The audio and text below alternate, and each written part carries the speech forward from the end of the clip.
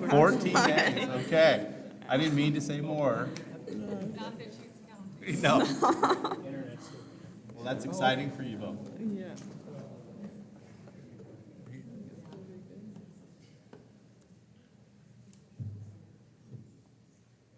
Oh, we should be starting.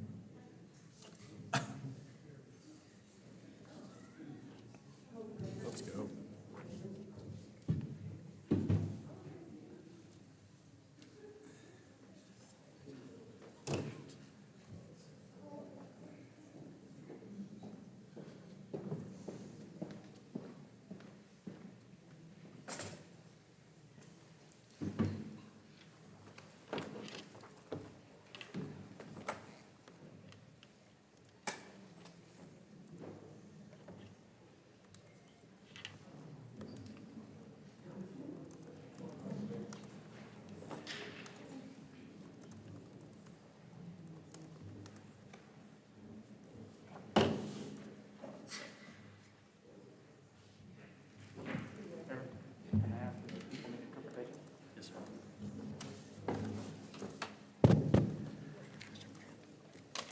¿Alguien va a necesitar interpretación?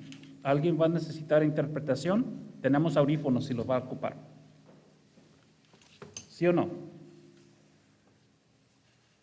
Ok, muchas gracias. Good evening. Thank you for joining us tonight. I'll call us to order at 7:02. And if you would rise and please join me in the Pledge of Allegiance.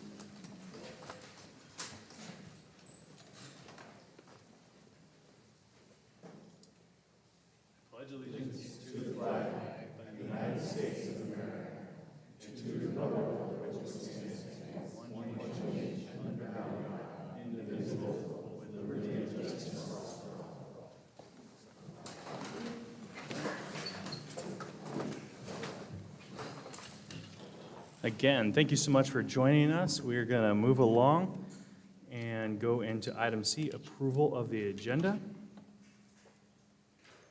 Mr. Chairman, is it our intent to approve the agenda as presented? I suppose that's what we're doing here, right? Superintendent Saxon? Yes. If it pleases the board, I did have one set. I need to get there 1 second. My apology. Uh-oh.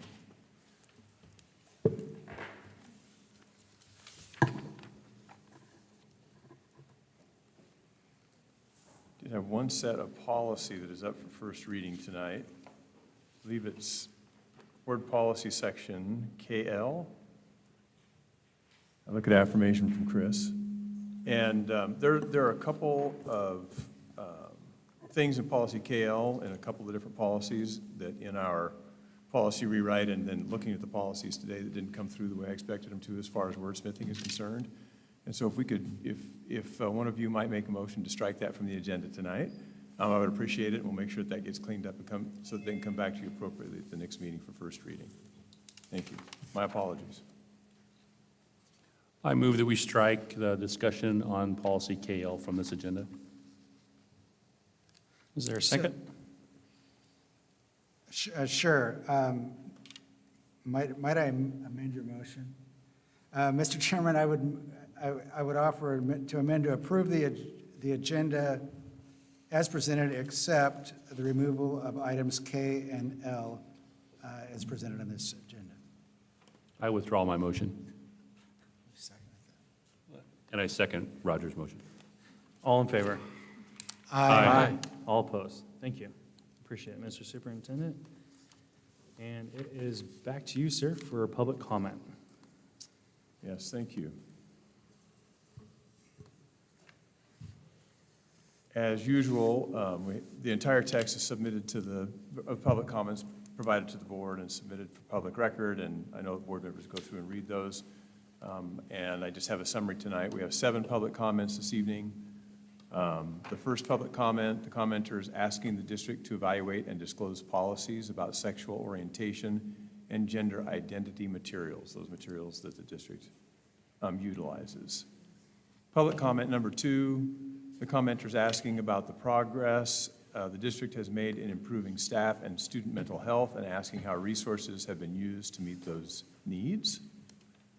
Public comment number 3, the commenter is requesting the board live stream and provide a transcript of the listening sessions and allow in-person public comment.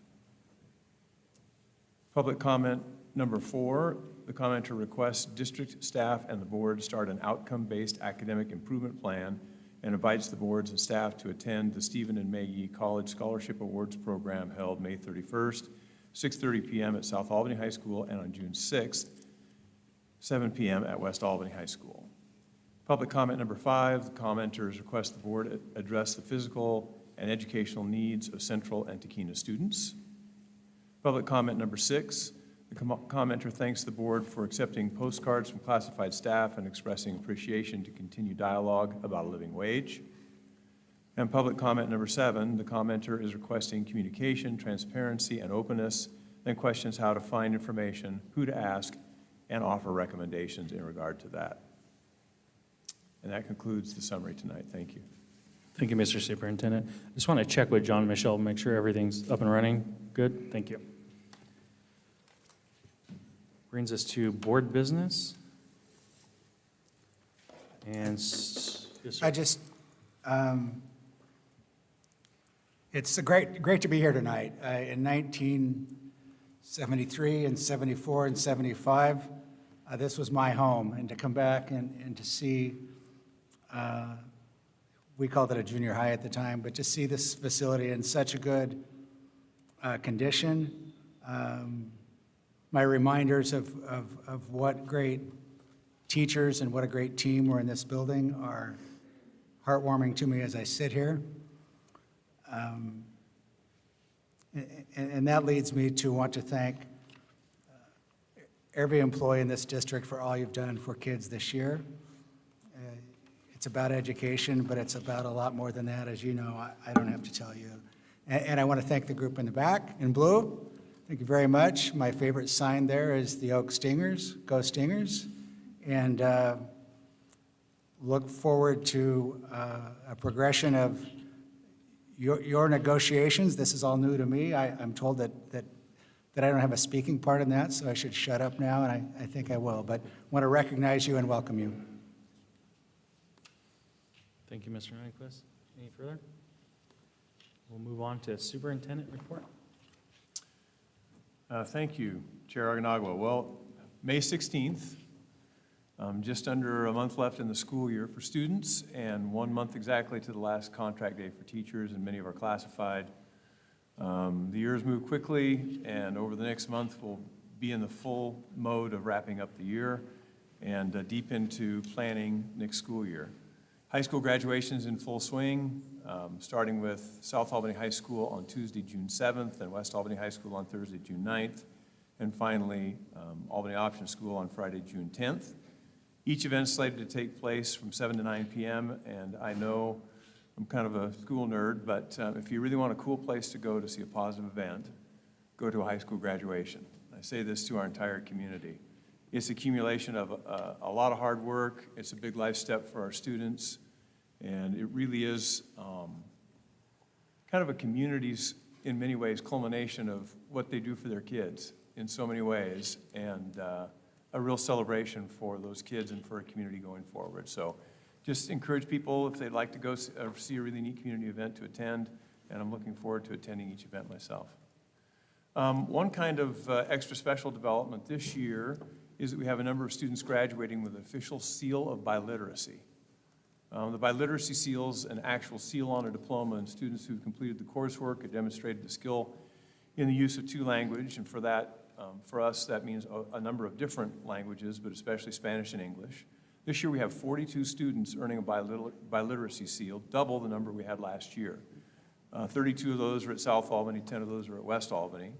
And the reason we have so many more is that this is the graduating class, is our first to come all the way through our system, starting in kindergarten in our dual language program. So most of those students attend South Shore Elementary, then they attend middle school at Calapooya or North Albany or Memorial, most though at Calapooya. and then they complete their program typically at South Albany High School. And the biliteracy seal means that students have demonstrated a very high level of skill in reading, writing, speaking, and listening. And I think it's a really nice example of when a district sets their mind to do something and puts a system in place that causes it to happen, what it can do for a group of kids and what they're able to walk away with. It's really special and will help them be more successful in the world. So congratulations to those kids, to their parents, and to the district for the work that they've done to make that happen, all the educators who participate in that work. This Wednesday, May 18th, we have a budget meeting. And at that budget meeting, members will be presented with the budget message and get their first look at the budget document. And then a week later, on May 25th, we have another budget meeting for clarifications, any questions the committee might have, a possibility of adopting the budget that night, but if needed, or at least approving it and moving it forward to the board for adoption. And then if needed, we have a meeting tentatively scheduled for June 1st to complete the committee's work. And quite frankly, we'll take the number of meetings that it takes to make sure that we get the work done the right way. I also want to recognize Rachel Smith. Rachel Smith is PhD, registered nurse, and is the Director of Health Services for Greater Albany Public Schools, and recently earned the Oregon School Nurse Administrator of the Year Award from the Oregon School Nurse Association. The award was announced at OSNA's state conference on April 21st in Ashland. I just want to say thank you to Rachel. Rachel's demonstrated incredible energy, dedication, intelligence, and common sense in helping the district work through what are the most challenging of times for a nurse who is working with schools or probably anywhere else for that matter. It's a pleasure to be able to recognize her for her good work and for the award, and I thank OSNA for doing the same. Really, really great to have recognition for our employees, and there are other employees over the year who've received recognition, and I'll bring some of those forward at our next meeting. And lastly, tonight is Esperanza's last board meeting. And, you know, I met Esperanza at a board meeting and have met, you know, a couple times a month since then, and always have enjoyed having her hear the things that she has to say. And quite honestly, there are a few times when she is the most poised and adult voice in the room, and I really have appreciated what she's had to say, how she's kept us informed of things that have happened at school, but also bringing some common sense and some thoughtfulness into some of the decisions that we need to make in these kinds of meetings as adults that impact the kind of education that kids get. And she's done a lot to make that education better for kids in Albany. So I just want to tell her thank you very much, and best of luck. I know that you're headed out of state for a lot of the summer and then off to college. So just thank you so much for all of your great contribution here. I think we should like that.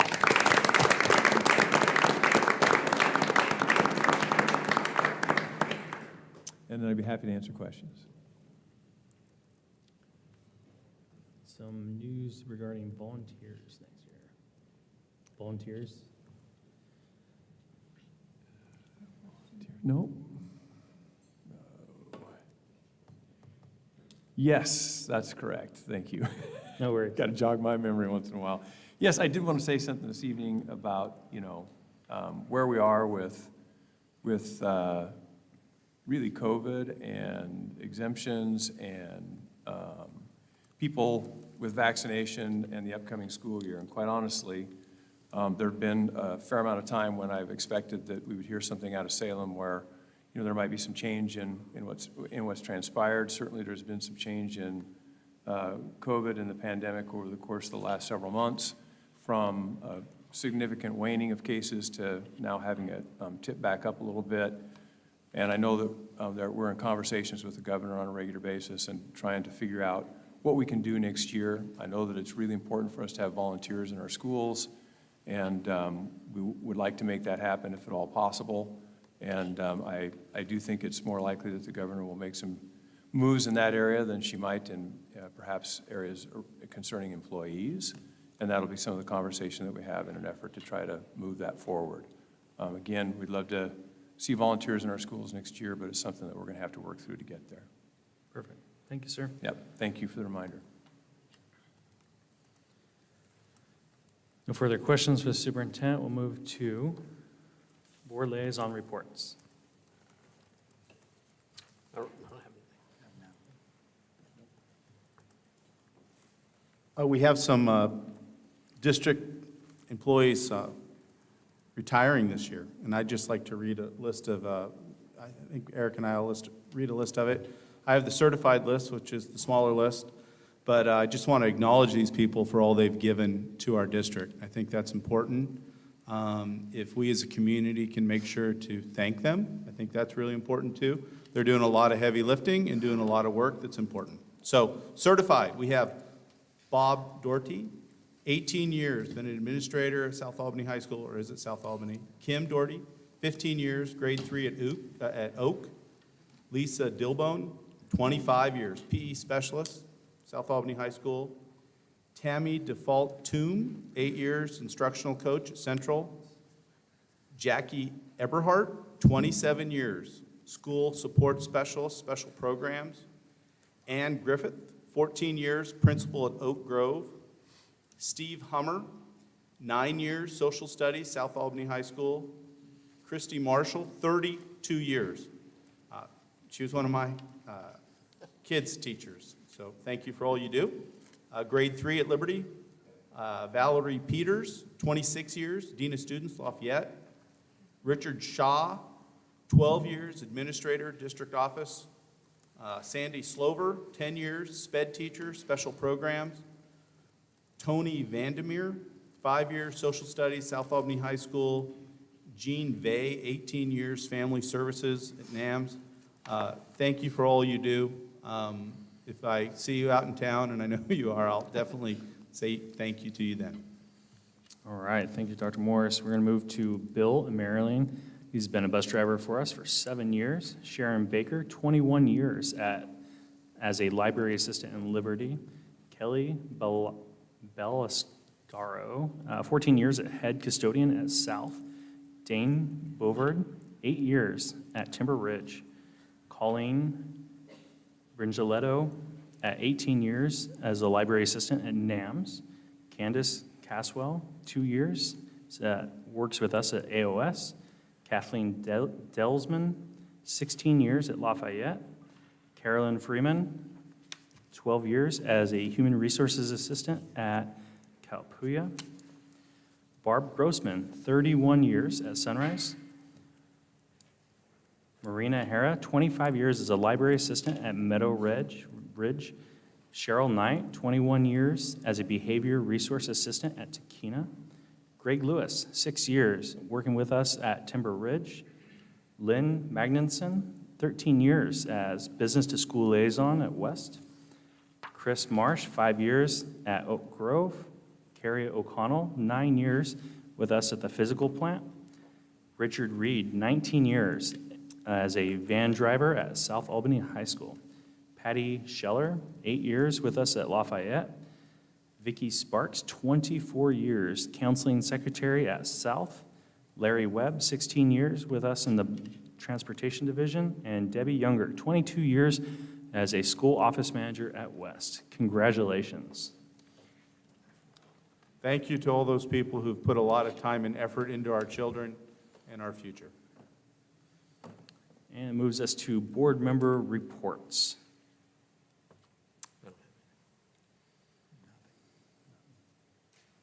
I would just say, I know our schools have had some challenging behaviors this year.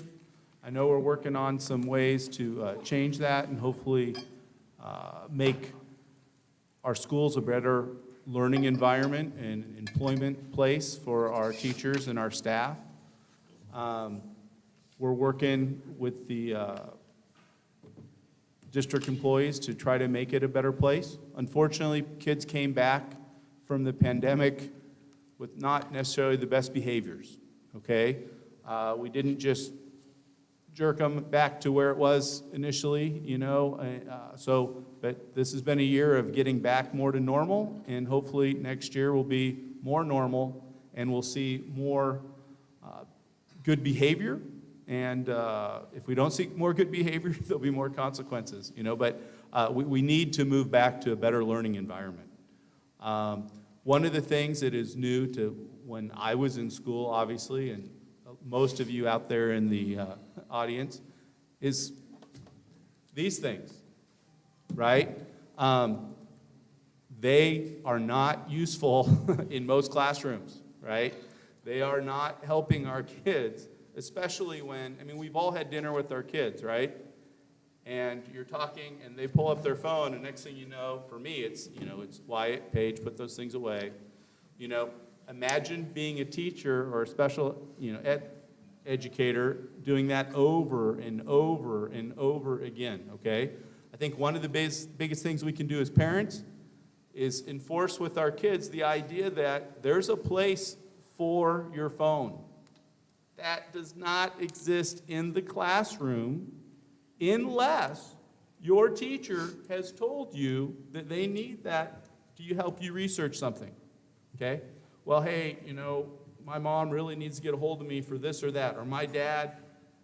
We as parents need to understand that, you know what? If you call that school, and I see Mr. Gilbert, who's principal at Memorial, if you call the administrators, they're going to go get your teacher, and they're going to get your kid for you very quickly. I understand, and I am prone to it also, right? I have it right here. We all walk around with these things. I would tell you, I realize that this isn't good for me at times. The best thing I do when I know I shouldn't have this is I don't bring it with me. I put it in another room. I would tell you, our classrooms, for the most part, is not a place where our phones need to be. Thank you, Dr. Morris. All right, ladies. Would you like to go first or should I go first? Okay, I'll go first.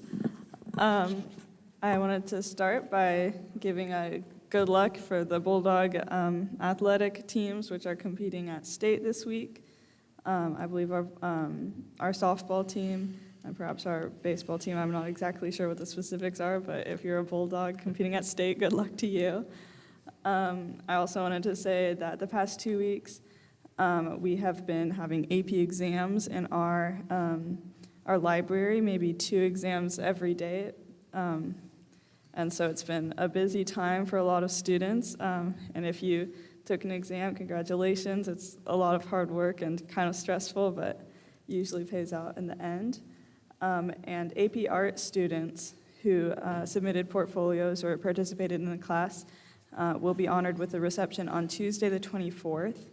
I believe that would be in the library, but yep, that's in the library. So if you're interested in seeing some really cool artwork that's made by West Albany high schoolers, this is a good opportunity to check out what they've been working on. This Saturday, the West Albany Jazz One Ensemble will be performing at the state competition at Mount Hood Community College. And also at Mount Hood Community College a few weeks ago were the chamber ensemble and solo competitions for state. So I wanted to give a shout out to the Rhythmics Men choral group for getting 3rd place in the large tenor ensemble category. And then to our soloists, Cadence Sugar, who got 2nd place in the mallet category, Mason Chambers, who got 2nd place in the trombone category, and Sachi Wrigley, who took home the state championship for the bass solo. So congratulations to all of them. It's really cool that Sachi won the bass soloist competition because our school doesn't even have an orchestra, so you can tell that they just put in a whole lot of hard work to make that happen. And our wind ensemble also took home 2nd place at the state competition last Friday, so congratulations to all of those students. If you would like to see any of our bands perform, our jazz band and percussion ensembles have a concert on the 24th, which is a Tuesday, and our wind ensemble and other concert bands will be performing on Wednesday the 25th. This Saturday was prom for West Albany. That was held at OSU at the Research Stadium's club level, and that was really fun to be able to have that sense of tradition and everyone to be dressed up and together, so that's always exciting. Another thing, as our superintendent mentioned, it was the Seal of Biliteracy, so congrats to all of the West Albany students and South Albany students who were able to receive the Seal of Biliteracy. And then just a couple things coming up, which is Wednesday at 6, there will be an open house for Swarm, which is our robotics team. It's going to be in the old cafeteria. And then Thursday, the 26th, there will be an athletic signing. So for students who are graduating and signing letters of intent to play sports in college, this is a moment for them to be honored for that and for their families to be able to recognize that and have just like a fun moment to just be excited for the future of their athletic and academic careers. And then May 27th is spring picnic, and we'll be having air guitar for the first time in several years. So that'll be exciting. That's one of my favorite traditions at West Albany, where all of the classes kind of put together a dance choreography and perform it in a competition. And that used to be like the #1 campaigning element for every class office. So it'll be cool to see that come back. And then June 5th is our baccalaureate, which is a non-school affiliated, non-denominational ceremony for anyone who wants to participate. It's totally optional, but it's there for the students and families who want it to happen for them. And then on June 6th, sorry about all these dates, but these are just, it's a very busy time of year. But June 6th is our senior awards to recognize scholarships and school awards given to seniors at West. And then June 7th, we'll be having our senior walk, and our graduation will be on the 9th.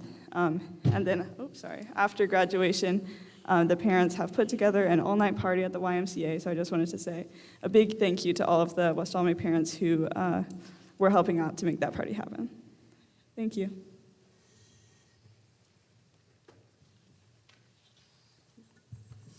Okay, sorry, one sec. Just continue to write while I'm doing this.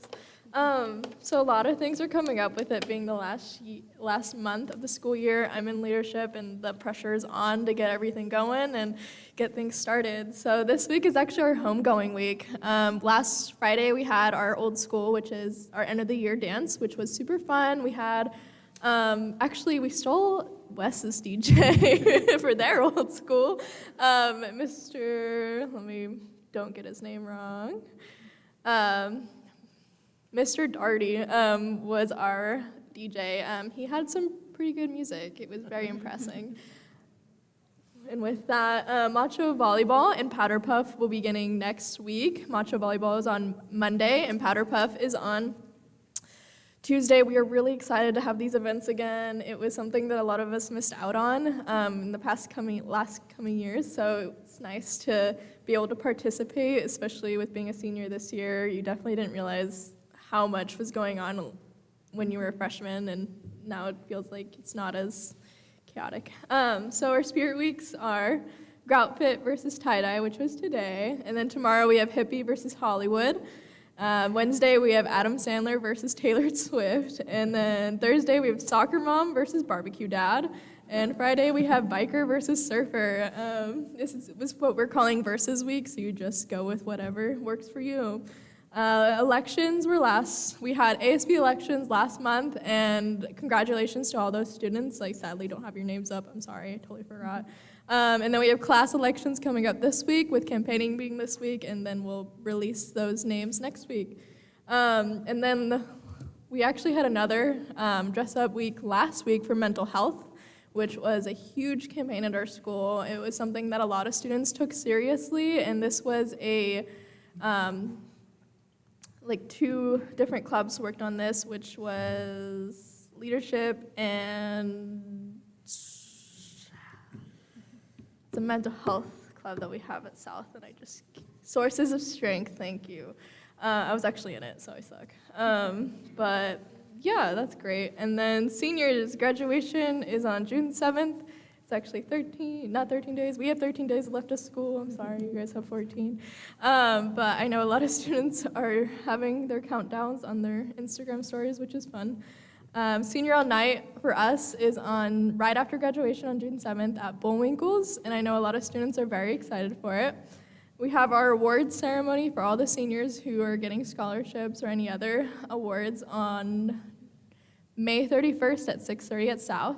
And AP exams were a lot of last week and also in our library. I took the Sealed by Literacy exam, and that was exhausting, and I don't recommend if you didn't do AP Spanish. But I was lucky enough to grow up in a Hispanic household, so. Prom was great. We also had it at OSU. It was a once-in-a-lifetime opportunity that a lot of seniors didn't get last coming year, so I'm very grateful that we did. We had our 8th grader open house last week, which was super fun to be able to dance with the 8th graders and get them out on the dance floor. It was their first dance ever. It's always kind of funny to see how scared they are, and just realizing that this is a whole new chapter in their life was pretty cool, and to be able to be a part of that. Today we have our AVID celebration, our AVID award ceremony. Was from 6 to 8 today. It's where a bunch of the seniors are awarded, and they basically explain what they're going to be doing after high school. We have all of the underclassmen, including juniors, re-signing their, completely blanking everything today, their certificate and their contract. 3 senior classes have earned more than $4 million in scholarships and grants this year. AVID students have been accepted to places like Yale and West Point, and some AVID students are receiving or being finalists for prestigious scholarships such as the Ford Family Scholarship, the Dell Scholarship, Beat the Odds Scholarship, and Dream Scholarship. More students are going to college and starting careers than ever before at South Albany High School, and I know AVID has a huge part of that. South Albany High School was the first high school in Oregon to become an AVID demonstration school in 2019. It's a rigorous process that has created some incredible results and achievements for South Albany students. Almost there, I'm so sorry. And our last thing, so our United Harmony placed 2nd at state last week, and that was a huge thing. It's, I think, the highest anyone at South Albany has placed, so this is a new record. And track and field, we had a lot of students place for state. Draven Wilborn, Jesse Bass, Matthew Resnick, Logan Parker, Carmen Thompson, Sarah DeVilder, Morgan Jones, and Xander Campbell, sorry. And then we have our athletics signing, which is something Wes also does, but ours is tomorrow at 6:30. And that is all. Thank you for that ramble. Thank you, ma'am. All right, at this time, we will welcome Chief Harden and Officer Bell.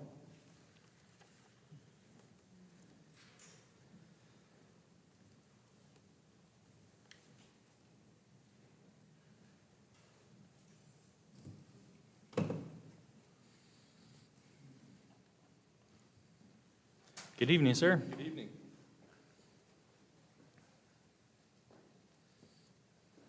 Do we have the report?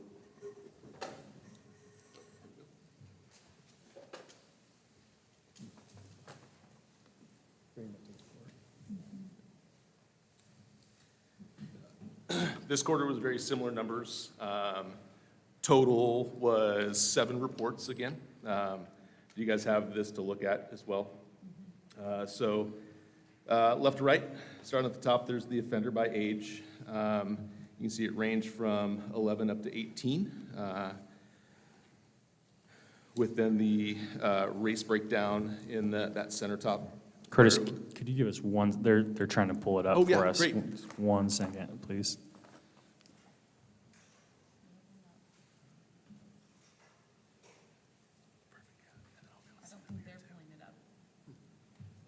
Okay, all right, I'm sorry. We have it in board book, yeah.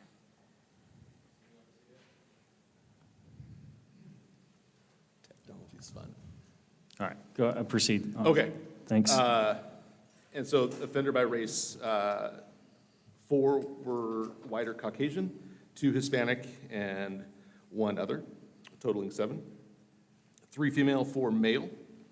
And then the school breakdown was 3 at South Albany High School, 2 at Memorial, 1 at Calapooya, 1 at West Albany High School.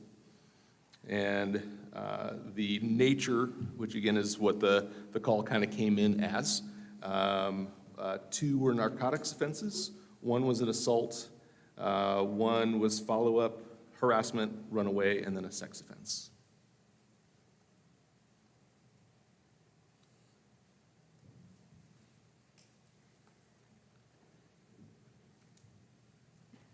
Is this interactive? Do I get to ask a It question? is, Yes. and tonight you also have Chief Harnden, who I see sitting back from the table. We'd more than love to have you join us if you wanted to, Chief, but at any rate, one of the commitments that we made, as the board knows and many in the community know, we had some events this year where we had some interactive discussion regarding the SRO program and what it's going to look like in the district. And one of the commitments was that we would do these quarterly reports and report out just as Officer Bell just has. And so it's an opportunity for the board to hear about that and the community as well, and for there to be questions asked and in regard to this data and/or the SRO program writ large. Thank you. First, I just want to say thank you to both of you for the support. I've heard secondhand, but I'd like to hear firsthand. Have you been an SRO before? I have. So I was an SRO for the district from 2010 to 2014. So I came into this with some experience, none of which was very beneficial in recovering from a pandemic. It's all very unique, but it's been great working with staff members. As you said, we've seen an epidemic of behavior, and so working collaboratively with school administrators to do our best to kind of care for these kids through the impact of the pandemic on them, and to maintain that focus of not criminalizing adolescents, but just to help them grow and get through this really tough season. So, Thank you, and that's one of the things I want people to hear. It's been tough. Very Coming tough. back, and you have some experience with it. I mean, the behaviors and the language and a lot of things are tough right now, right? Yeah. That doesn't mean it's accepted, but it's tough, It's tough. and we're trying to bring all these young people who we want to be productive members of society to a fruitful ending, right? And graduation, and get out there.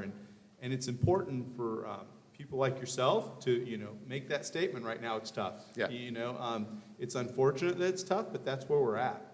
So thank you for what you do. I think that's real important.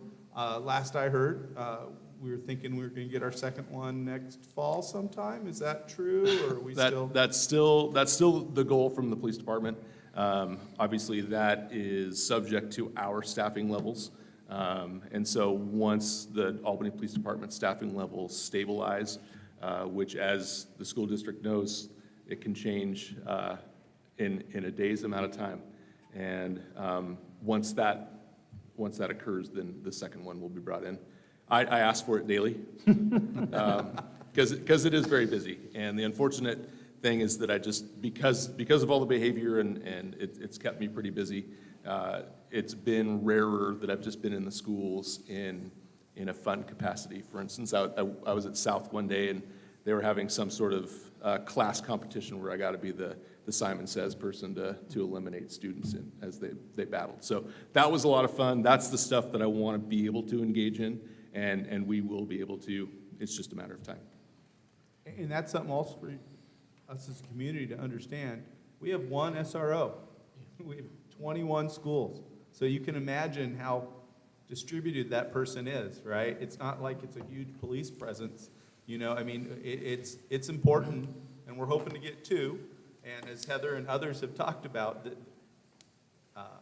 in getting good employees or employees at all is very challenging right now. And it's happening to the police, private businesses, our district. Hopefully it'll get to a better spot.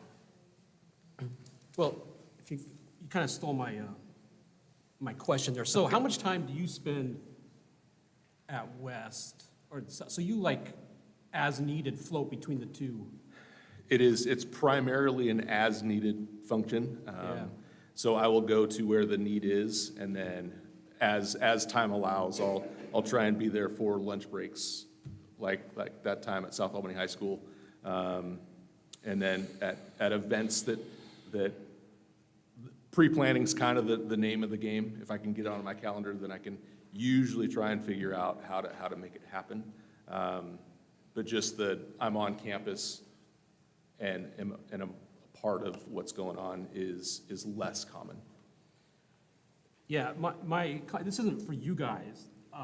this is, the springtime is budget season, and I know during pandemic, the two local governments have worked together on this, but, you know, we have funded, or been prepared to fund 2 SROs. And we got you like in November. We're almost done with the one school year, and we're still waiting for one.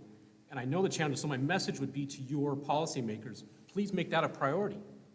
That's what I would say, please make that a priority, because we've made it a priority to have 2. And I think, I look at the numbers, and it looks like, you know, it's about equal. It's a little bit more on South Albany this time. I'm glad that numbers aren't too high. I'm glad about that. But I think you need the second one, and we're committed to that second one. So that's my message, not to the chief and not to you, but to your policymakers, the city council. You know, the city residents they put $9 on our garbage fee, and I was told that was to fully fund the police, a brand new fee. And my question is to them, where is it? That's my question. And just as a point of clarification on budget, Case can correct me if I'm wrong, but we pay for one police officer and the city provides the other police officer. And we're working to get there, but we don't necessarily pay for 2 police officers. Correct. Yeah. My question was for you both. You've done a very good job advertising the dangers of fentanyl. We recently passed a policy that we are going to be placing Narcan in our schools.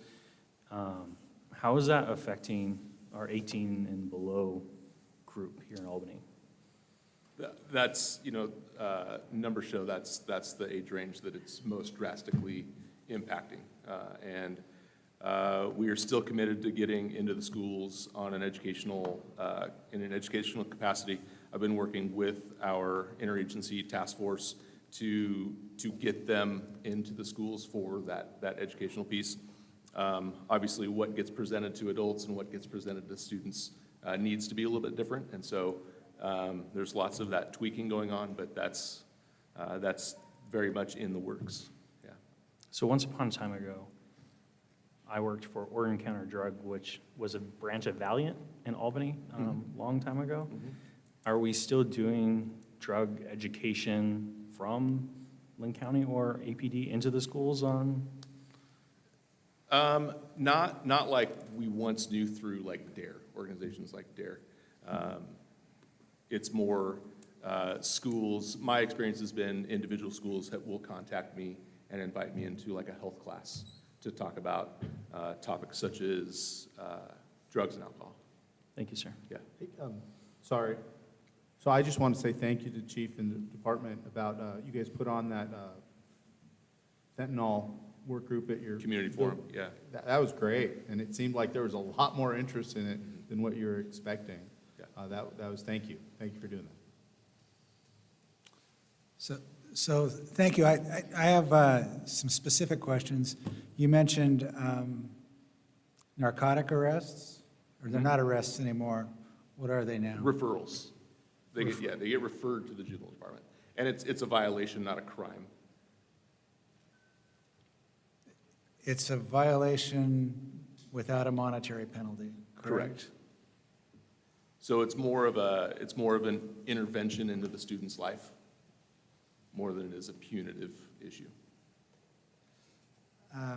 Any idea from your perspective how that's tracking and how cooperative kids are? I suppose somebody should be asking me that. I'm involved in a juvenile department in town. Yeah, that's really more of a question for the juvenile department. You know, once I do the initial investigation, it gets passed off to the juvenile department, and I don't have a lot of interaction with the students once it's in their hands. Between the legalization of marijuana and then the passage of Measure 110, we've been very concerned. Concerned about kids' use directly, or an increase in problems that may be going on at home. So it's a different kind of problem in that regard. And then we had the legislation that passed that said there's no monetary imposition against a minor ever for anything, right? And so your thoughts on how that's playing out? it feels like it's not quite as bad at this point as we feared it was going to be, but we're just getting started in this. Yeah, I don't have any direct answers to that. Obviously, we as a police agency, we're told these are the laws to enforce, and the courts make,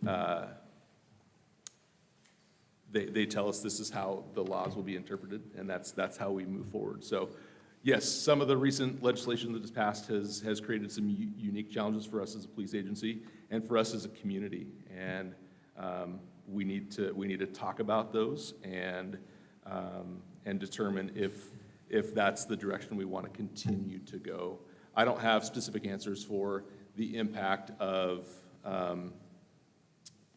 juvenile courts no longer being able to fine. That would be Tori Lynn's going to be your person with that He would be, information. thank you. Yeah. So I don't know if the chief has more to say. Do you have an hour? I sat on a tri, sorry, I'm coming off a cold, a tri-county meeting today where, if you haven't heard, the recovery high schools of Oregon are really trying to get a hold of some good money that's coming out of Measure 110. But one of the things that stuck out to me is they reported back 86% of high school students have reported some sort of usage of opiates that are not prescribed, which is very concerning considering what we're seeing with fentanyl. I think we're frustrated. They're frustrated as well. Measure 110 really left a big black hole when it came to users under the age of 21. And so I know the legislature's trying to close some of those gaps. Meanwhile, we're committed to working with all our partners, with Samaritan, health systems, the schools, our recovery services, the courts, to try to get some infrastructure in place to help our citizens that are going to come across this. Just for reference, we track daily the number of overdoses within the city of Albany, also in the county. The task force that Curtis talks about goes to every death in Lynn County. All of last year, we had 5 overdose deaths. We're already at 6 for just this year. We're on track to double what we had last year. So very concerning to us. Your number one age group is 18 to 35. And it's just a matter of time between Instagram and Snapchat and how they're getting it. Some of the kids just want some relief. They want Adderall, they want marijuana, whatever the case may be, but we're telling people to assume there's fentanyl in it. And it sounds scary, and I would be scared if I had a young kid in school right now. So we'll continue to do good work with our partners, including GAPS. Sorry. And we'll probably do some more forums, especially right around the start of school year, for sure. Thank you for your work, and yeah, it's just crucial that we all do work together on this. Thank you. I just want to thank you for being here and thank you for the report. I always learn a lot when I get a chance to listen to you. I appreciate it. Thanks. If I could, I want to, you come here quarterly, and you're going to come here quarterly, we're going to see these reports, and I appreciate that and the information that we get. It's good information, it was what we said we would want to do. I also, though, want to recognize that this is actually a pretty small part of the work that you do, Curtis, and right now we've got a one-person program, and the program is as good as the person is, and we've got a good program, because you're doing a great job. And what people don't see is all the other things that you're doing that really are preventative in nature and help us avoid issues that we might have otherwise. So I just want to say thank you for that and the good work that you're doing. And to the chief, we haven't had you at a board meeting before, and this is probably the only one where you and I are going to be at the same board meeting in our tenure. And I just want to tell you thank you for the partnership this year and for the partnership with the police department in Albany. I've really appreciated your communication and the work and the commitment that you've made to communicating with me about things. So, and the partnership on this. If you had an opportunity, or if you could say something about staffing, I'd sure appreciate it, and just kind of where we are with that. Thank you. Marcia Height, not Curtis's height. As he alluded to, we're experiencing the same staffing crisis that everybody did. Ours started actually in 2020. It's a national trend amongst public safety. It's not just sworn police officers, it's communications records, evidence technicians, people working the jails, and the like. There's just a mass exodus out of public safety. We are almost, I almost want to knock on some wood, within 5 people of being fully staffed on paper. From the moment I hire a brand-new police officer who has no previous training, it's 18 months before they're ready to be on the street by themselves. We have people in various states of training. So just because I say maybe we have 4 or 5 spots left, I have another 7 or 8 that are in various states of training. We only have 65 sworn police officers and only 40 in patrol. So that's not a really great ratio. And we're going to continue to hire. I already have people that are interested in becoming a partner to Curtis. And we're looking for people that have the same mindset as Curtis, empathy, compassion, and building relationships with the kids. So that's always been our mission. With that being said, I have to staff patrol squads 24/7. And right now, in a 2-month span, we're running 60 to 90 overtime shifts per rotation. And they fought really hard to get Curtis back over the summer. We're going to keep him in community resources for a little bit. We just lost a detective, very tenured detective, to the private sector. So he's going to help out there and also help cover some of the youth programs. But it's a real challenge. It is the #1 threat to public safety across the country right now is staffing. We are in much better shape than our partners. The sheriff's office, both on both sides of the river, as well as our city partners. We hit our bottom in 2020. We're now starting to come back up, and that's a huge investment in our culture at APD, and we're really attracting not only brand new police officers, but experienced police officers, which means I can turn them around in 4 months, not 18. So those are huge things, but we're working on it. We feel it. Every time I think we're getting there, somebody gets ill or retires or something like that happens. But we're committed to getting the second SRO. I think many times we could probably use one in every high school and one in every middle school at the rate that he's busy. I will tell you that his work, he works 40 hours, well, actually probably way more than that. Everything that comes in at night and everything that comes in over the weekends that involves one of the students goes to Curtis. And so it sits and waits for him on Monday when he comes in. He also has other duties, but the SRO duty comes first. He's been instrumental in, when he's not there, opening those relationships. As you probably all heard, we had a swatting type call at South Albany High School. He was not working that day, but because of the relationship that he's built there, we were able to make contact pretty quickly with the staff. We were aware of the threat before they were. So those relationships matter, just the work that he's done there. So huge kudos to Curtis for all the relationship building that he has done this year. And I also, right back at you, Rob, I really appreciate the partnership this year. It's been a rough year. Well, Chief, we want to make it better, and we want to work with you guys as much as possible. You had a child, 10-year-old, missing a couple months ago towards nightfall, and I called Rob and I said, do we have a team for this? We don't, but we're working on that. Rob and I have had a few conversations of, we have 20 transportation drivers that live in Albany. We have 20 minivans with radios. So we look forward to partnering with you and seeing if we can help. There's nobody on this panel that would say we won't burn gas for a missing child. So look forward to working with you and doing some MOUs, and appreciate everything you do.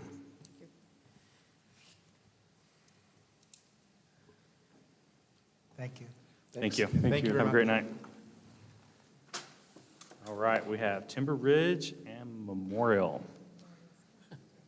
You want to come together, just interview as a team? Thanks, Ken. How are you tonight, sir? Good. How about yourself? Good. Good. Okay.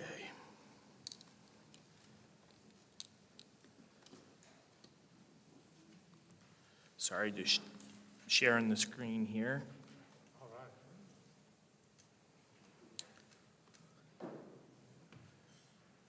All righty. So my name's Ken Gilbert. I'm from Memorial Middle School, the principal there. And thank you to the board for letting us, Jody and I, come tonight and share about middle school. At Memorial, our vision is to challenge and support every student through meaningful engagement to achieve academic excellence and responsible citizens who are prepared for high school. That's our main job, is trying to get the kids ready to jump to that next level.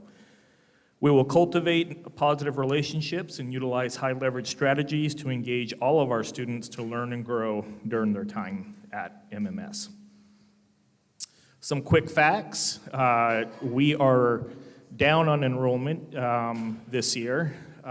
We have approximately 496 students, 21 and a half classroom teachers, a couple counselors, 4 special education teachers, a part-time ELD teacher, dean of students, half-time librarian, and thank you to the district, a full-time literacy specialist. Some additional programs that we have, Social Learning Center, that's for our students who struggle with communication and students with autism. Functional Skills Classroom, that's students who are intellectually disabled. Alternative Education Program, which supports all 4 middle schools, ELD, and a TAG advisory program. Approximately 49% of our students are on free and reduced lunch, and somehow 121% are special education. I think that's supposed to be 21%. It's a big number. And 2% ELL. Some of our points of pride are relationships with our students who have disabilities. Our students have, over the years, done a fantastic job of including those with disabilities and making them a part of the school as they should be. We have unfortunate situations where some things happen, but for the most part, the students have been great there. We pride ourselves on student growth, so we get our students where we get them at, where they come in as 5th graders or from other districts, and work on growing them. Volunteering, this means not quite so much by parents, but volunteering by students. We have some fantastic students that really step up and will help out in lots of areas, not just at the school, but around the community. Our clubs, we have Oregon Battle of the Books, we have a phenomenal garden club, our Dungeons and Dragons, Safe Space, robotics, anime, we had a chess club this year, and some others in there I'm missing. Good solid band program, which took a little bit of dip coming back from the pandemic, but starting to build up again. We just got done doing a recruiting concert with 5th graders. Lots of interest for band next year. Drama, that did a couple performances this year, and of course our CTE programs. We're really excited that what the bond in the community approved and has provided for our schools to be able to improve those. Challenges, as Vice Chair Morse said earlier, behavior has been a challenge this year. We've definitely made progress. We're not where we want to be, but on the track, hopefully for a better start next fall and just keep improving. Specific behavior that's very concerning has been around racial language. That has unfortunately been, I think, a reflection of bigger society and has certainly played out in the school, and that is very concerning. And just people being kind. Kids are mean, can be mean, I should say, and middle schoolers especially can be mean, and we're working on, it's okay to have different opinions, it's okay to think what you want to think, but that doesn't mean that you still can't be kind to other people. Academics were certainly impacted by the pandemic, all content areas, and our teachers are doing a fantastic job trying to find out where the holes are, what the needs are, and trying to get students caught up, which goes to the next point there, which is we always have a need for proven interventions and getting more in front of our kids to help them improve their skills. And middle school, this is not a new problem, but it certainly seems to have been enhanced a little bit coming off the pandemic, is apathy. Working with a little bit of, we're working a little, that's a bad phrase for talking about apathy. Students are not necessarily putting in the work, the effort we would like to see, and have been a little bit more apathetic, it feels like, this year than previous years. And social emotional, it's been a challenge to have connectedness with students, more student to student than adult to student, and we know that's important for the mental health of kids, is to be connected with their peers in a positive way, also with adults, and that's getting better, but started off tough this year. Looking forward to progress on critical reading strategies and engagement, our multi-tier systems, the results from implementing those, especially in reading, more work around QTEL, middle school behavior improving, as I talked about earlier, learning walks, work on equity, and for me, I'm probably somewhere between 6 to 10 years left of my career, and I'm excited to work in an even better district than the first 24 years I've been here, which has been pretty darn good. Our students say, Melina Duran, 6th grader, the beginning of the year was tough coming in as a 6th grader, but it has all worked out in the end. 7th grade, Tylee Carlson. This place is unique. It is different every day. I like that it is full of all kinds of different types of people. And 8th grader, Tara Miller. Overall, MMS is way better than the past schools. There isn't as much bullying, and the staff are pretty good. I tried to get Tara to see if I could put great there, and she said, let's keep it at pretty good. I said, okay, thank you, Tara. And that's it for the slides. I'd just like to add in, middle school it's a tough assignment. Not a lot of teachers go in to be middle school teachers. Not a lot of support staff go in to be middle school support staff. And as Director Nyquist was saying earlier, to the people in the back, thanking them, I want to echo that, especially at the mid-level where my belief, which is why I'm there, is it's a critical age group. And so I just really want to say thank you to the staff that do work in our middle schools, because it is a tough age group and we need people who are willing to work, and it's a tough age group for a reason. So I just thank them greatly. And I also want to say, I don't want it lost that even though this has been a tough year with behavior, we have a lot of really, really good kids in this district. And I just think that's important. And it's easy to get wrapped up in some of the negative, but there's a lot of positive, and it's exciting to see with our kids. Thank you.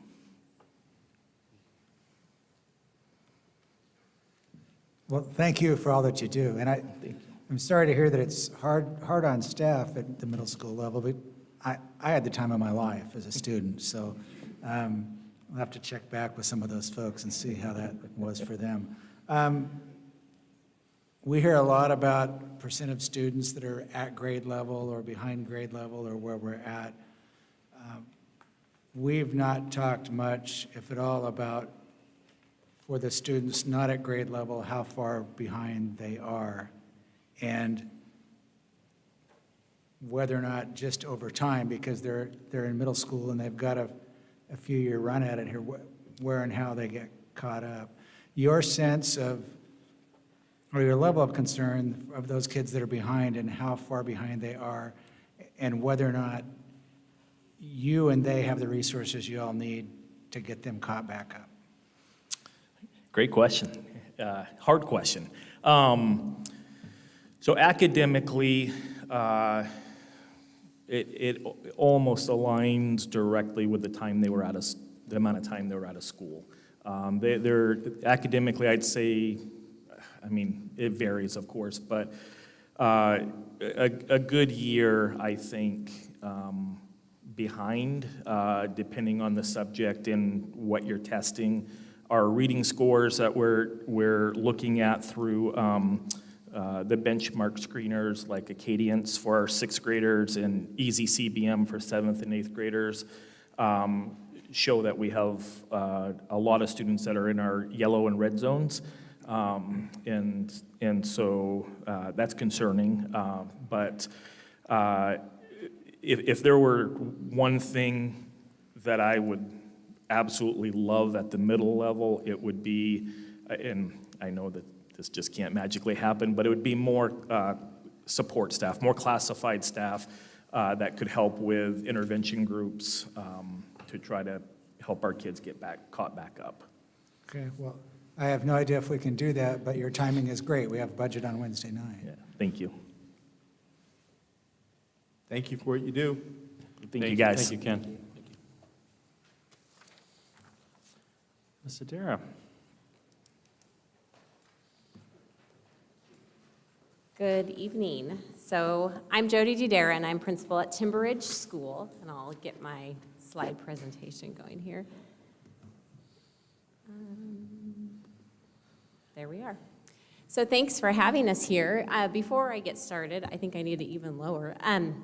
I just want to say, before I run through my slideshow, I am incredibly proud of our kids and our staff for the hard work they put in this year, because it has had its challenges, but I have been over and over impressed with how well they've come back and just kind of picked up where they left off and have been really rolling with it. And they're not saying we don't have challenges, because we do. We all have them. But it's been impressive just to see how well they have kind of taken it in stride, and where they dive back in, and they're doing great.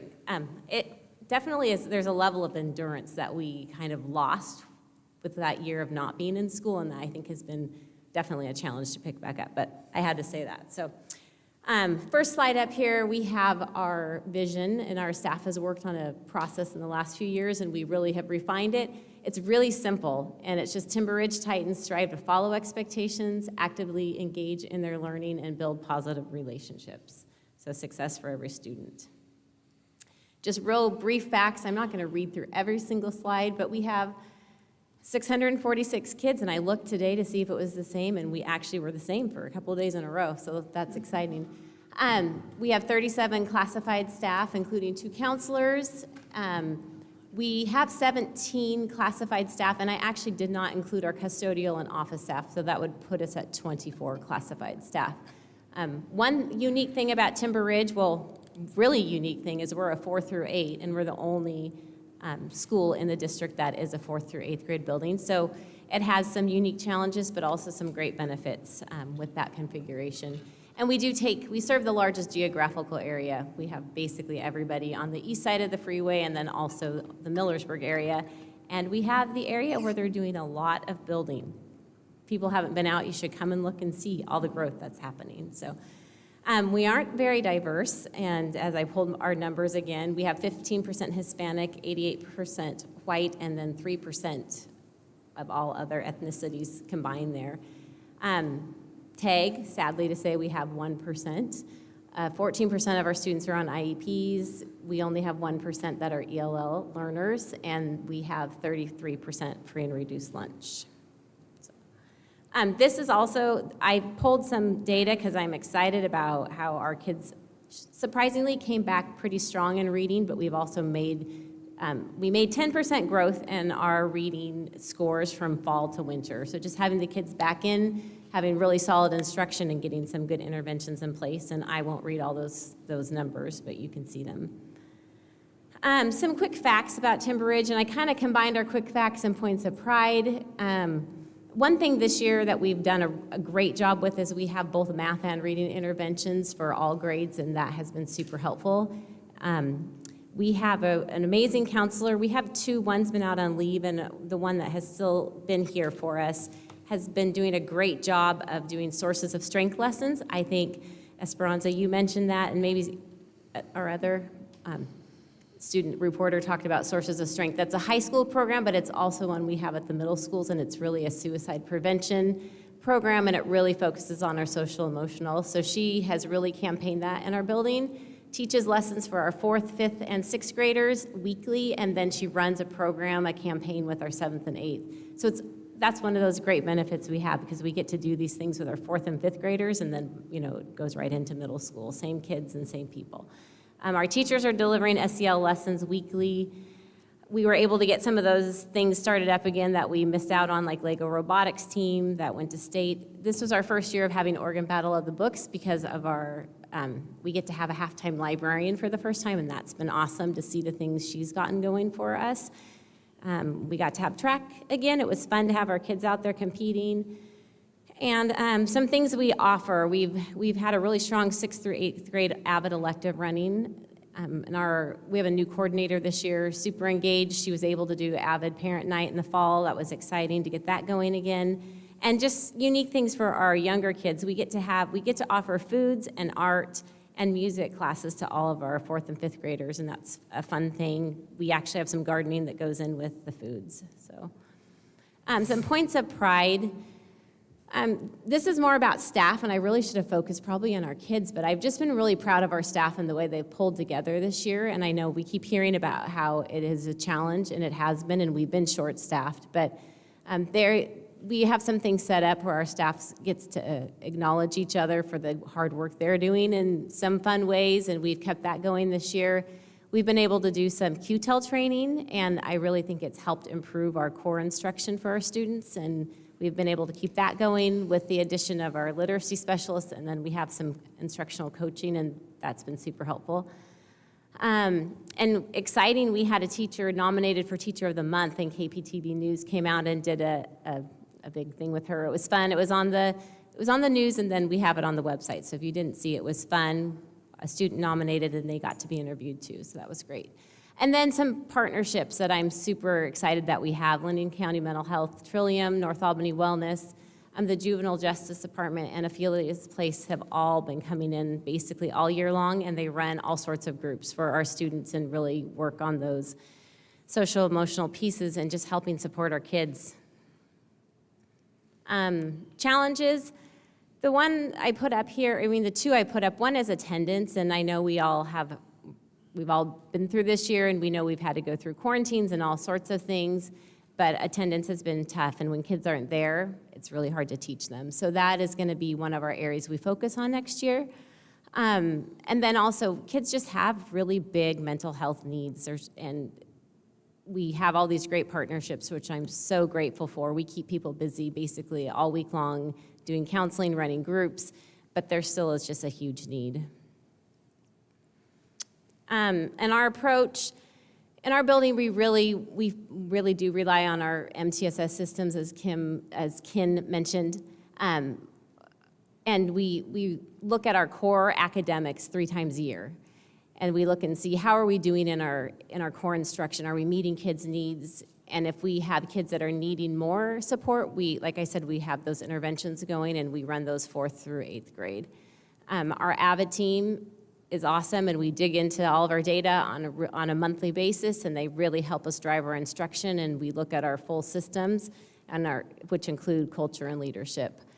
And then our main academic goal this year has really just been to encourage students to talk and collaborate, and then we give staff quite a bit of feedback on that engagement as well. This is looking forward. Was our SIP one-pager. We have to write those school improvement plans, and so we try to make it as doable and as accessible to everybody to see. So we had 3 main goals. One was around our vision, one was around improved literacy, and one was focus on behavior. The vision was just to make sure that all students and all staff know what our vision is and that we are utilizing it in all of our decision-making processes. And then things students say about us, about our school. We had a 5th grader that said, "I like that we get to do foods class." A 4th grader said the teachers are nice. We had an 8th grader that shared the reason I like Timber Ridge is because there are so many positive teachers and it is a positive environment to be in. And I would second that. We do have just really amazing teachers that really show how much they care about our kids. And then I had to add these in because we just did Avid recruitment at our school, and so we had some kids that made slides, and they just shared why Avid was important and what they liked about it. And they just said, I love Avid because everyone works together like a family and help each other out when needed. It's also just a very positive and supportive community that accepts everyone. And then this was our last one. I personally love Avid because no matter what, it's I can't read that well up there, a non-hostile environment and allows you to flourish and be you, always allowing you to bring your ideas to the table and allow yourself to see that your opinion and your say has impact on what happens. I choose Avid because it allows me to use my imagination to its fullest potential and give me the opportunity to just allow me to show everyone that I'm thinking without being an idea that's off topic, but instead being included in conversation. So those are some things kids said about our school and Avid as a whole. So thank you for this opportunity to share about our school. Jody, if there's one thing the school board could do for you tonight, just make it happen, what would it be? That would be to be fully staffed and have about 5 subs on hand every single day. About 5 subs, Mr. Superintendent. Thank you, ma'am. Well played. Any further questions? I did before you could run away. You had mentioned math and reading interventions. Can you kind of walk me through what is those like and what do you do and Yes, so for reading, there's a lot more specific curriculum that we use, so we definitely do some screeners, and then from that, if kids are struggling, we will do more of a diagnostic look at what they're missing in terms of reading skills, and so we would, for our younger kids, we do some like more of a small group pull-out where they'll get specific instruction around those skills that they're needing to work on. Middle school, they would get scheduled into a reading intervention class, and our literacy specialists that we were able to have added last year is running those interventions for students. And they do take place of an elective. Kids get 2 electives, so it would take place of 1. For math, we have 1 grade level teacher at every grade that will teach a math intervention, and they basically, they do a lot of pre-teaching and reteaching of the skills that they're currently working on in math. And we try to keep them somewhat fluid. We actually do meet and look at the data and how kids are doing, and then we place them based on that need. Excellent, thank you. Yeah, thank you. Congratulations on the 10% gain. That's great. Yeah, we were excited, so. Gentlemen, do you mind if we take a 5-minute break? Sure. Be back in 5 minutes.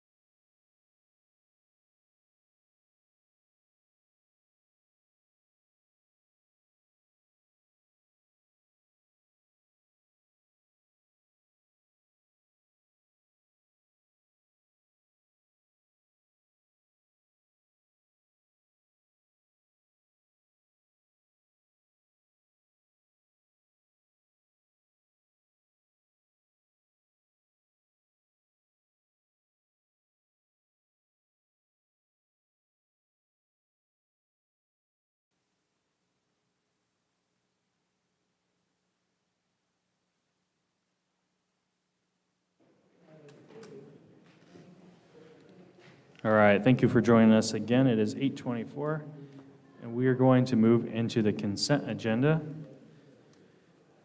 The first item is to move to approve licensed employees as presented. I move to approve personnel licenses presented.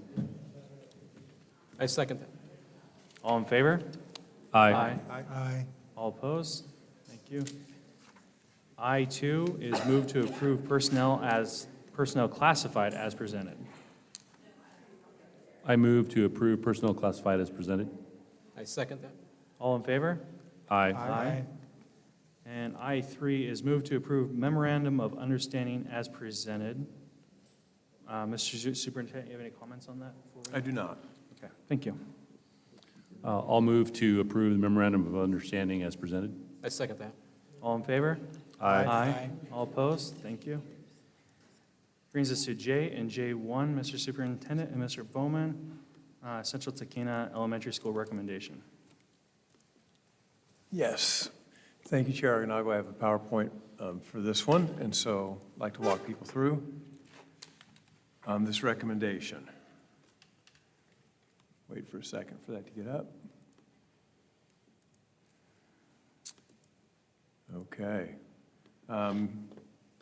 We've kind of been on this ever since August, so why don't we go ahead and go to the first slide here. Thank you. So one of the questions when this came up in August for me was what information did we have available to us in order to make sure that we're making a good decision. And I really felt like at that point in time we needed to understand. We had some one-time only federal money in ESSER 1, 2, and 3, and really how we wanted to think about utilizing those resources. And so we eventually did a community survey, really asking the question about that. Do we want to use those resources for learning loss, or we could use them for capital projects, and specifically capital projects around Central and Tahkeena. And it was a statistically valid survey, and that survey showed that about 68% of the people, when asked which would you prefer, basically, would approve that we would use the dollars for learning loss as opposed to capital construction. It's an important question for us to know the answer to. We also had a feasibility study done, and that feasibility study really talked about or looked at what we could use Central Elementary School for. We could use it either for a district program building, which would include some of our specialty programs in the district, and then also some adult spaces to house some of people who do specific work for the district, like our Albany Online program, some of our special ed program assistants, and some of our teacher on special assignment individuals, those kinds of things, but primarily as a district facility building. And then, or we could continue to use it as a upper elementary school, so grades 3 through 5, or we could use it as a comprehensive grade school, K through 12. The question was, what would it cost to do different kinds of work to have it fully functioning in any of those particular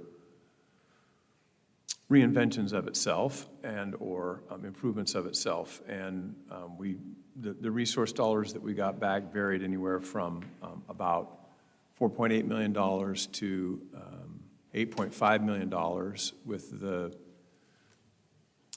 with a breakout of the different kinds of projects that could be done, such as HVAC specifically or enlargement of the cafeteria specifically.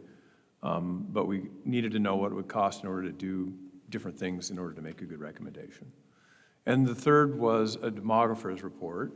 And it seemed important to have a demographer's report so that we understand where our growth is likely to occur in the district, where we're going to need elementary schools and how many elementary schools we're going to need, and other kinds of programs in the district. And so we have that. It looks basically like the district will have some growth over time. Over the next 10 years, we'll grow as compared to where we are right now by 500 or 600 students. But it does look like the majority of growth is going to take place on the periphery of the district. So the 3 elementary schools that are slated to grow the most are Oak Grove, and then Timber Ridge and Meadow Ridge in that area. And they both have some elementary students, both of those schools do, and then also out in Tangent. So those are sort of the edges of the district, if you will, are going to have experience the most growth. And that's an important thing for us to know. And then what's it look like in the central part of the city where Central is? And it's going to have some growth, but not a significant amount. And then lastly, one of the things that I needed to understand for myself is, where this was in the 2017 bond. We just are finishing up some bond work, and whether or not that this was in the, to do some work to Central and Taquina was in the bond, and I didn't see it there, and that just is a piece of information I think is important for me to know and understand. And I think there are some different rationale for why that is and isn't when it comes to passing a bond. There are several key issues at Central Elementary. The feasibility study points these out, but so do people who work and attend school there or who visit there. There are some good things. We've done extensive seismic upgrades, and the building's in good shape when it comes to seismic. There's been some American Disabilities Act accessibility addressed with the addition of an elevator. But the safety issues that we have seen come up specifically in 21-22 are radiator burns. We have steam heat in there with radiators. And so there have been some students who were burned on those radiators this year and have been in the past. It also creates for some uneven heating in the rooms, so pretty warm near the radiator, not as much away from it.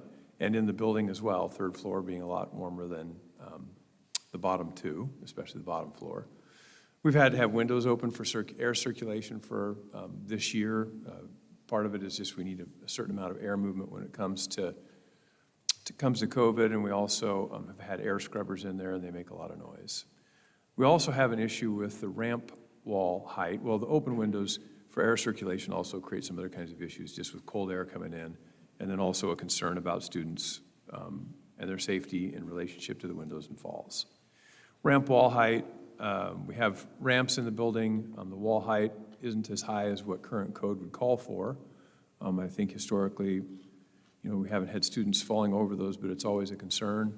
And so doing something about wall height seems like an important piece of the work as well as about the other issues that I've identified thus far. It also, kind of the less than ideal education environment, I talked about that a little bit already, then even heating and cooling, hot in the school on warm days and noisy radiators on cold days, and the radiators are noisy. The air scrubber noise I talked about, and then we have an issue with kindergartners and first grade students needing to have their classrooms on the ground floor only, and so it does create some issues around how large the school could become because you can't really have kindergarten and first graders on the second and third floor, and then the cafeteria is small and not particularly comfortable or aesthetically pleasing. So those are all real issues. When I look at Central Elementary School and those issues, and there's a big list of things that you could do there, as I said, from about $4.8 to $9 million, let's call it, of things that you could do there. It seems like the high leverage issues are if we could install a new HVAC system. If we had a new HVAC system, it takes care of a number of the issues that I just talked about, including, it would also include that we need have some required supporting electrical needs if we're going to run that kind of HVAC system there. So we just have to recognize that. You could extend the railing height around the ramps and take away that safety issue. And then you also can expand and improve on the existing cafeteria and kitchen capacity. And we have an estimated cost of that of about $2.1 million in the original estimate, but with some of the escalating costs and so forth, I've put $2.8 million here. That is a very rough estimate. But I do think that we could do those projects, and it looks like we could do those projects for about $2.8 million. I just want to go back and look at the previous slide for just a second, because if we did those things, it does take care of radiator burns, open windows, ramp wall height, uneven heating and cooling, the heat variances in warm and cold days, air scrubber noise, and cafeteria size. The one thing that it doesn't take care of is where kindergartners and first graders go to school.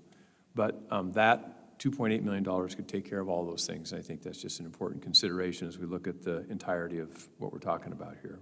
Mr. Superintendent? Yes. Does the current building have room for a new HVAC system inside? I'm not, told. Not on the roof. Right. I'm told that the building has the capacity to have a new HVAC system, and the price tag that was put on that was about $1.4 million. I know that there are some raceways inside the building that allow for the venting and that kind of thing for the HVAC. I'm not sure exactly where the air handling unit would be. I know we've got folks here from our owner representative group, and so I'm sure that they could talk about that. I don't know if you all want to address that now, I think that'd be great. I'm not sure where the air handler would be, but I do understand that the venting is possible there. You know, we haven't fully determined, but either on the roof, there is potential access or space on the roof, or a ground-mounted one. So it's just what we'll have to explore. You've done a really good job the last 4 years selling us on putting everything on the inside. Yes. And never put anything on the roof. Yes. So I was just kind of. It's a whole lot easier when you're building a new building. You can build those mezzanines, those interstitial spaces, but when you're retrofitting a building as old as that one, a little bit more difficult. Thank you, Mr. McKay. Yeah. Thank you. Thank you for being here and for your expertise on that. Tequina Elementary School. So we've talked about addition estimates for Tequina Elementary. When we first talked about this at the beginning of the year, that we had an estimate of 4.1. We now calculate that at about $5.5 million. It would be in addition to 6 classrooms that would be attached to the current building. And again, the construction costs have increased pretty significantly on that, but you'll see that as we move through the evening that they have on basically all projects. So I do think it's important as we talk about this then to get into funding sources, and I probably, I've been thinking about budget quite a bit as we have our first budget meeting on Wednesday night. And so I probably went a little overboard on budget here, but I just wanted to walk through all the possibilities. So just start off with general fund, high school success, which is ballot measure 98 funds, and student investment account funds, or SIA. And these funds are all funds that we get on a yearly basis. So we get a refresh of all these funds on a yearly basis, and an expectation of spending for some of them, like ballot measure 98 and SIA. General fund has a little more fluidity because we can save dollars over time if we choose to. But the budget has yet to be adopted, but right now these funds are proposed to be fully spent this year and fully spent next year, all 3 of those funds. And so there really are not dollars currently, should the budget be adopted as presented, or even close to the way it's presented, that we could utilize for this purpose, either Central or Tequina. Then we also have the elementary and secondary emergency relief funds, commonly known as ESSER. We have ESSER 1, 2, and 3 funds. The district has received a total of $24.5 million, more or less, to support districts through COVID and loss of learning. That's what those dollars are for specifically. We have a required spending on learning loss of $3,150,000. That requirement comes only with ESSER 3. And we have those dollars set aside in order to do that, or at least earmarked to do that, and make sure that we meet that obligation. We're spending approximately $7,100,000 on the South Shore Classroom Edition. That's an estimate on its current iteration as we move forward with that. And we're spending, or likely to spend, an estimated $3 million on North Albany Elementary and Waverly Portable Classrooms. Some of that information will come to you later this evening. So I wrote here that it had an estimated remaining balance, that ESSER 1, 2, and 3 of $4,472,000 and change on June 30th of 2023. That's not exactly accurate. It more is like, that's how much money we have to spend that is currently not earmarked. It's all earmarked because we've turned in a plan to the state. That currently has some fluidity to it that we could use for other purposes between now and I believe it's September 15th, 2024, when those dollars have to be spent. And so I'm just trying to be really accurate about how that works and what that means. But there's about $4.5 million there. Construction excise tax. So we do collect as a district a construction excise tax, CET. We have an estimated amount on June 30th, 2022 of about $5.5 million. Some of those, we currently have about $5 million there, but we anticipate over the second half of this year that we'll bring in about another $500,000 before end of budget. and so $5.5 million by June 30th. We currently are slated to spend about $3,250,000 of that, those dollars on our bus facility, and that's been in the works for quite some time. It's under construction, and we should be in that facility perhaps by December. And that leaves us with about $2.2 million remaining in construction excise tax funding. Then we have the 2017 bond funding remaining. We have about $2.5 million estimated right now left in those funds.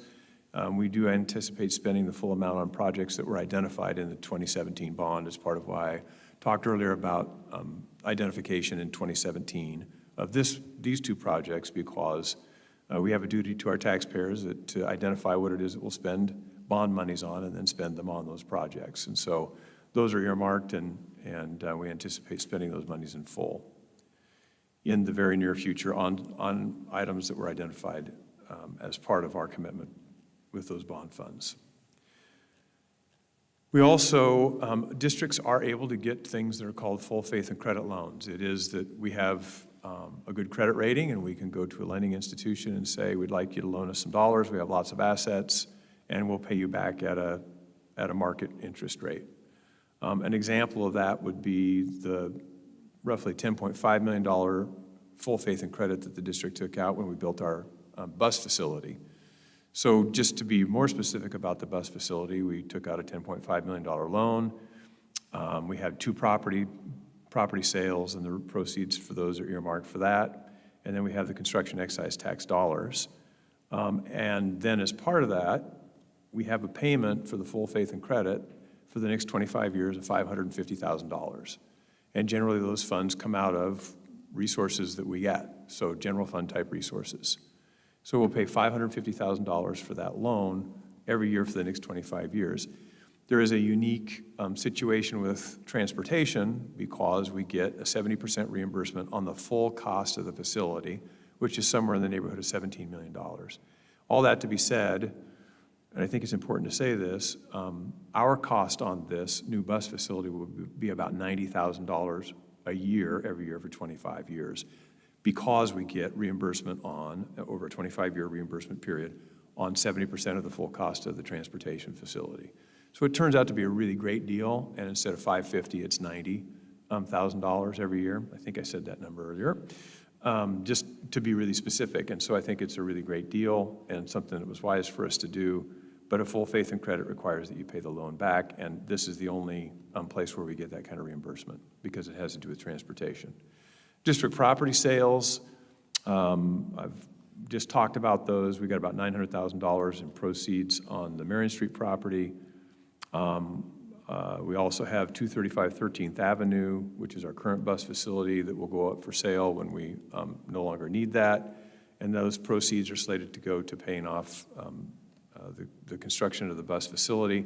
I haven't put a dollar amount with this one because it would be wrong for me to do that when it's about to go for sale and give anybody an idea of what they ought to pay for it. So I haven't included that in this presentation. So when I look at the totals, there really are two funding sources where we have dollars for this, ESSER and CET. And the total for those two is $6,722,000, well, $723,000, let's call it. And then we have costs with Central at 2.8 and Tequina at 5.5 of $8.3 million combined. And so obviously there's a shortage there from being able to do those two projects from the dollars that we currently have available. And I just think it's important for us to understand that as part of the entirety of what we need to do here. We currently have 4 construction projects underway: South Shore Elementary classrooms, North Albany Elementary portable, Waverly portables, the transportation facilities, and all of those construction projects have some cost overruns. I have put a couple estimates there for Tequina and Central. The cost overruns have me really nervous about saying that, and that's exactly what that's going to cost us because it's been really hard to do that. And we live in a time of significant inflation and supply chain issues and a whole bunch of other pieces that contribute to that. And so it's hard to know precisely what those will be, but it does make me nervous that we have 4 construction projects underway, not a huge amount of dollars in the pot, no matter how I slice that, and worry about construction overruns. And it seems like Were we to start more construction projects, we're going to put a fifth one into the mix, and I want to be just really careful about making sure that we're able to afford what it is that we choose to do. And so with all that being said, my recommendation to the board, and this is a recommendation tonight, and I would repeat this recommendation at our June 13th board meeting and ask the board to take action on the recommendation at that meeting, should you choose to do so. But you have lots of other options that are open to you as well. Just letting you know what my recommendation is, would be that you immediately undertake the improvements to Central Elementary. No matter what we decide to use Central Elementary for, the issues that I've identified, HVAC, ramp height, and cafeteria, are going to be needs, because no matter what we've chosen to do with this building, there will be students in the facility, right? Whether they're in special programs or they're elementary age students. So my recommendation would be that you undertake that project for approximately $2.8 million and do that quickly. I don't think that we have the resource to add the 6th classroom addition onto Takina, so I would not recommend that at this time. However, I do think that we have some facilities in the district that are currently in quasi-mothball. They actually all have program in them. Fir Grove Elementary has program in it, Fairmont has program in it, and Clover Ridge has program. Of those 3 schools, I think it is highly likely that at some point in time we'll need capacity at Clover Ridge, based on the demographer's report, to house students, because the greatest amount of growth for us is going to take place at the far north ends of our district. And we're going to need some space in order to work on Meadow Ridge and Timber Ridge, because they're not going to have enough space to hold all students within the near term, within the next probably 7 years, maybe earlier than that, 5 years. And so, but Fir Grove and Fairmont, I do think it makes sense in the future, when the district has the resource, to move those programs more centrally located and to reduce the costs that we currently incur on a yearly basis keeping open other schools, Fir Grove and Fairmont specifically. So if we could move all of that program to a single location, I think we could save some facility costs, and it makes some sense in the future for that to possibly be, or to be at Central Elementary, and to add the addition onto Takina and make that a comprehensive K-5 school. Don't think we have the dollars to do that at this point in time. I think it will be a very difficult sell in any bond campaign. There's a lot of understandable and reasonable attachment to Central Elementary as an elementary school. And anytime that you decide to go out for a bond and ask taxpayers what it is they're going to be willing to spend money on, it's going to be a challenge to have a bond favorably voted upon by this community and have it be one that is going to take Central Elementary School away from being an elementary school. I just think it's going to be really difficult to pass a bond with that on the bond. And so it really becomes a challenge for the district to think about, where do we gather up enough resource outside of a bond to cause that to happen, should the board decide at some point in time to do that. In the near term, my recommendation again would be that the district look at moving forward with the larger part of this combined project, but in the short term, that the board would take action to fund the 3 projects that I've identified at a cost amount of about $2.8 million. I'd be happy to answer questions. Would the board be willing to make a motion tonight to accept the superintendent's recommendations on the critical facility upgrades at Central Elementary School? So I have a question, and this is, you should have told me to bring my bottle of Advil. Enough for all of us, enough for all of us. The situation with COVID and with the air exchange requirements were met at every school in the district except at Central? Yes.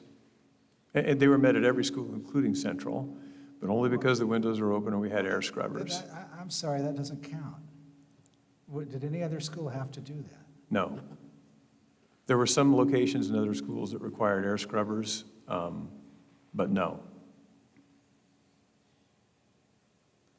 So I think that we know one thing, and that there will be kids at Central grade school next year. And I was not aware until I visited the school of the situation with the windows being open and the air exchange. And that, I think, was August, maybe September, maybe, anyway. So as it got later in the year and it was 35 degrees outside, there were parents asking some good questions that we didn't have any answers for. And all of this, that situation is the most disheartening, if you will. And so if we're going to make a motion, my first one would be that that we install the HVAC, and that because time is of the essence, I would propose that we allow that to be done on a design-build basis, and that we request an RFP.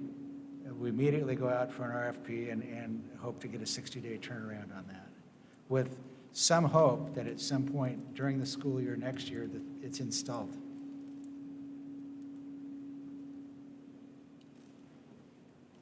One of the concerns I have about that is that there may be a duplication of work, and it'd be interesting to talk to the professionals on, would it be more beneficial to do all the work at one time so we're not tripping over old work? Can we have some cost savings by doing it all at one time versus one, the HVAC piece, and then if we came back with the other piece? Does that make sense?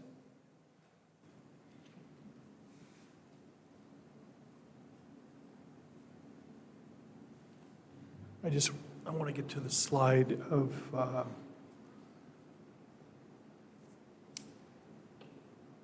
so the HVAC, extend the railing heights around the ramps, and they expand the existing cafeteria and kitchen capacity. Those are the three projects that we're talking about. There would potentially be some economies of scale, particularly because would have a general contractor, because of the extensive amount of work, kind of reconstruction, ceilings, and things like that, that was potentially structure that would need to be done for the HVAC project, also for the electrical upgrades, because we're going to have to upgrade that electrical service. So that means we're going to have to get service lines in and that. So it's, it would make sense to do all of those for the economy of scale.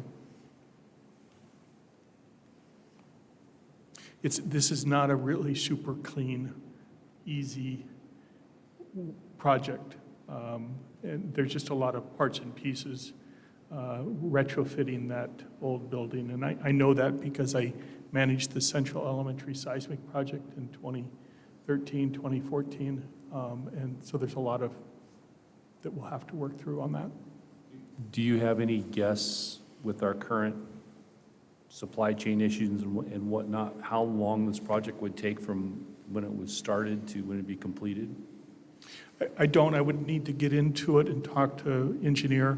I will tell you this, that right now on HVAC equipment, we're seeing lead times depending upon the piece of equipment, between 40 and 66 weeks. So I'll just give you an example of the Lynn Benton Lincoln ESD project that we had to do an early procurement package for door hardware, storefronts, HVAC, and electrical switchgear. Electrical switchgear is 52 weeks. Right. So we're seeing significant supply chain issues. That's not for every single piece of HVAC equipment, but we are seeing that long, and we need to get into it and look at that and try to. Kind of what you're telling us is there's almost a year of waiting to get all the necessary pieces. Yes. It very well could be a year just to Yes. get the components before we could start. Yes. It could be, but it could be sooner, and you don't Yes, know until you try. you're I personally exactly bought right. a 2010 HVAC, I think, in December. The thing got here in March. They installed it last week. Right. Is 6 months great? No, but I know in some instances in the marketplace, at least that is happening. Now, that doesn't include the whole design-build component of that, and I agree this is complicated, but the end result of where we're at is just not acceptable. I agree. Is our lead paint and asbestos, would we be opening in that multiple times? Or did we do a lot of the abatement when we did the elevator and the seismic? Well, we definitely have lead paint. I need to go into the survey. I can look at it. I just need to do some homework. I believe we had it in plaster, but I need to confirm that. So that would be a potential impact for ducting and those types of things. So all that's going to be in the consideration of the project.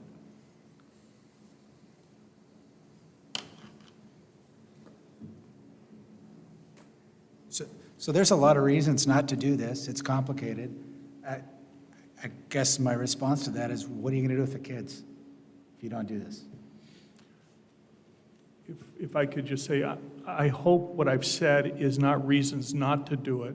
They are the challenges we have to face to find real solutions to make it happen. And I've done it before, time and time again. So I hope I'm not discouraging you from doing it.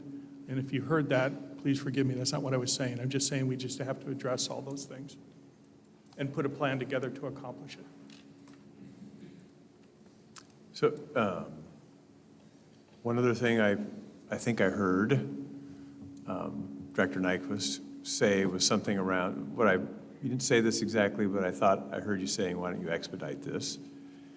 And we've talked, I understand that there are some challenges and that kind of thing, but since we have Mr. McKay here, and he's an expert about that kind of thing, are there things that you have seen districts do successfully that expedite processes when it comes to, working through the required contracting and other kinds of bid at work that need to get done if you feel like there's an emergency situation? I'm not sure I totally understand. Could you? Are there ways to expedite this process so that it goes faster than typical?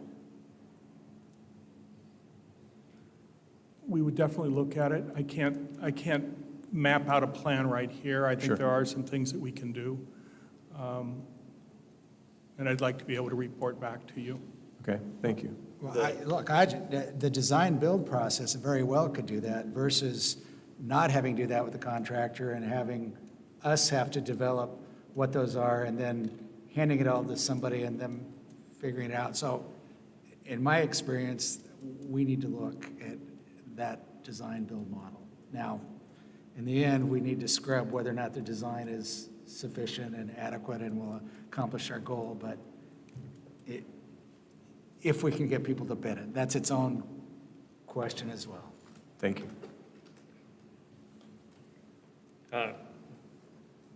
The 2 units that we have in storage, are those universal at all? I can't answer that. I do know we do have, there, as far as the direction I know, the intent is still to do the Sunrise project and potentially do that next summer with bidding in the fall. Fall is our optimal time. Well, it used to be our optimal time to bid. We're hoping that it still gives us the same results it has in the past. But unless there's a new direction, Sunrise is still on the plan, and that would be to do that next summer. It's desperately needed. So in an attempt to move this along, I made a motion, and then I had some input on the motion. I would be amenable, I guess at this point, to amend the motion to include that bundle of what we call safety projects at Central.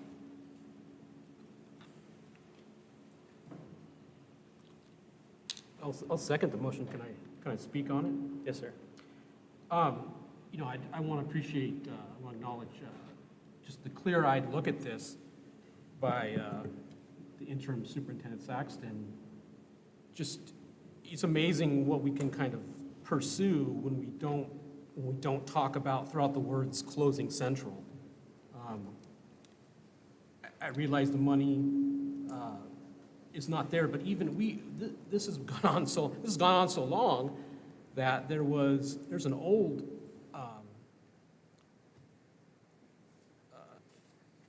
requisite for HVAC systems, which was 2 or 3 times that number, sitting in the central office somewhere. So I'm excited about doing the HVAC system if we can get it done. But I also think it's just the beginning of a bigger project. You know, the outlined $4.5 million if you want to do some things, $8 million if you want to do others. Tackling those projects is what's going to save the central building. Just ignoring it, saying it's okay, saying it only has to be regular classrooms like 3, 4, 5 forever and ever, and anything different is quote unquote closing central. That's gonna, it won't be us. It'll be a different board, a different superintendent. We'll make a different decision. You know, in the 2017 bond, the first idea was to rehab and improve the old Oak Grove. And at some point, it got so cost prohibitive that we ended up with a brand new Oak Grove. And I'm not saying that we're even more close to that at Central. It's just neglect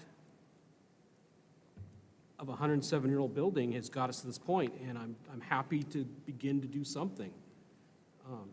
But I think there was a consensus in the fall that we learned the sister school concept is not the best educational model. And in the end, I think we're going to have to do the best for those students in that area. So I see this as kind of a down payment on that. But it is what it is. We can only do so much right now. And so I'm happy to get going on those safety projects outlined by the superintendent. Thank you, Mr. Thompson. Any further discussion? All in favor? Aye. Aye. All opposed? Thank you.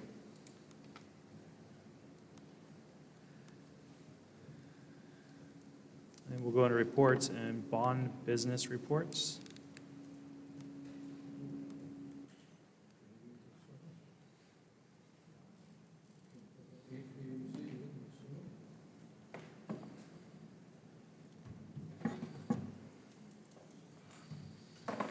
Mr. McKay, Mr. Skip, good evening. Good evening. I wanted to just run you through the March report.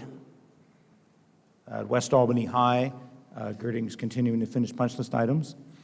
And the general neutral restroom design is wrapping up. And just an update for real time now, since that was in March. That design was complete, and we're getting pricing for that project. And we've also started the FSC restroom remodel design, getting ready to start that design. Another restroom remodel project that came along at West. And then at transportation, you saw in the report that we are vertical out of the ground, so that was good. And update for tonight is we are roofing, outside walls, and framing on the inside of that building, so it's making good progress. At North Albany Elementary School modular, we did confirm delivery dates of that modular, both there and Waverly. And then also, we did get construction documents to go out for bidding, and those bids have come in, and that's part of the recommendation to award you'll see later tonight. And then GAPS has mobilized for their portion of the work at both those schools as well. And then at South Shore, you saw in the report that we added solar to design. Also, the temporary modular move decision was made, and we completed cost estimates from the design development set that we got from the team. And we are wrapping up, for now in April, we are wrapping up, or in May, we are wrapping up the bidding process. The bids come in for that modular move project. So that's the report for March and the month reports. Any questions?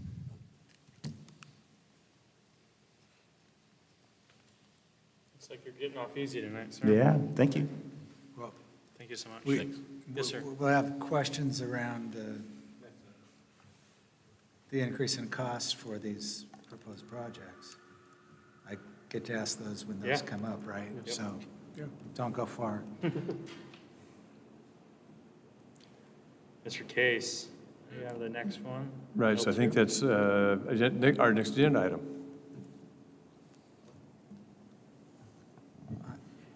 We're getting to where you wanted to go. I think I must have missed exactly what you said, Director Nyquist. Well, I wanted to talk about just what the increased costs are and whether or not we really have to pay that much and what if any other options we would have. Agenda item, this next agenda item, L2, has the amendments for current guaranteed maximum price. So I think that'll be the opportunity for some discussion. Okay? I don't want to pay that much. Okay. Me either.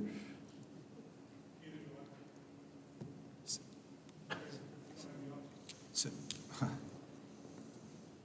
If I could just give,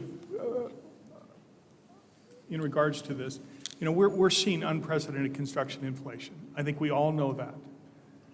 In my 45-plus year career, I've gone through some highs and lows, but nothing like we're facing today. If I can belabor this just for a moment, in 80 to 84, we had high inflation, we had recession, but we did not see the increase in commodities that we're seeing today. We did not have trade shortages. We saw a down market in 99, 01. 06 to 08, we saw inflation in schools. We went from about $125 a square foot to $300 a square foot. And then fortunately, we saw the pullback after the crash in 08 to 10, 12. In 17 through 20, when we did your schools, we were seeing moderate inflation. I mean, it was forecastable, and we had many strategies to be able to get around that.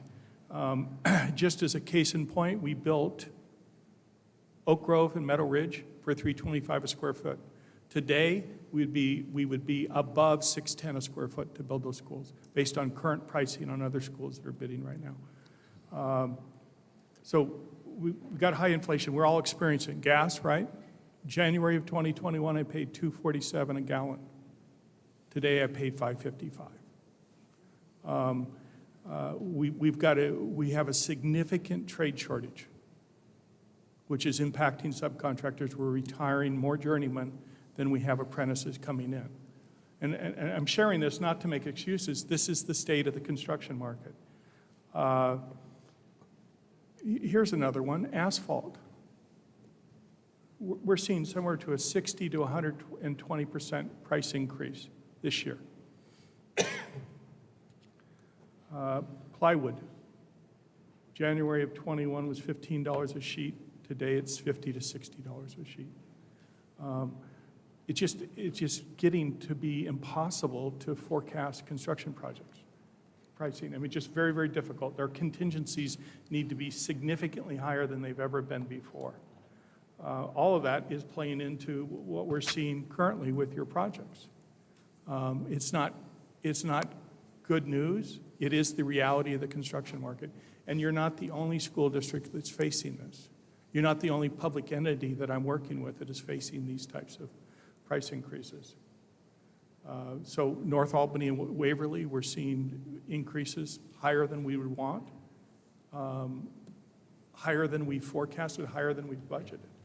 But those are the realities of the market today for those buildings. So just for the record, Yes. Waverly, North Albany Elementary, and South Shore, what did we originally project the cost at, and what are we projecting it at now?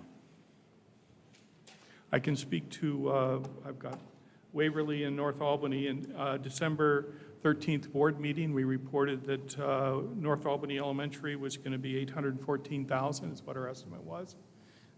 Today, we're estimated to be $1,043,000. That was North Albany Elementary. Again, on at the December 13th. So can you refresh my memory? How many classrooms is that for $1 million? 2. Do you have any idea how many square feet that is? About 1,800 roughly. Okay. So and South Shore? I don't have South Shore, I have Waverly. Okay, so what's Waverly? Waverly, again, December 13th was $1,334,500, and we're forecasting today, based on these pricing, to be $2,079,000. So we roughly had a 55% increase at Waverly. We've had a 28% increase at North Albany Elementary. Could you say the Waverly numbers again? You said 1,334,000, and then the other one was 2 million? Yes, so 1,334,500, December 13th. And then our, based on the GMP that is before you, 2,079,860, 2,079,860. So I guess one of my questions is, so, like you said, 50% increase. So 4 months from now or 5 months from now, can this go up? We have a GMP, so it's a guaranteed maximum price. Okay, so in December, we didn't have that. Pardon me?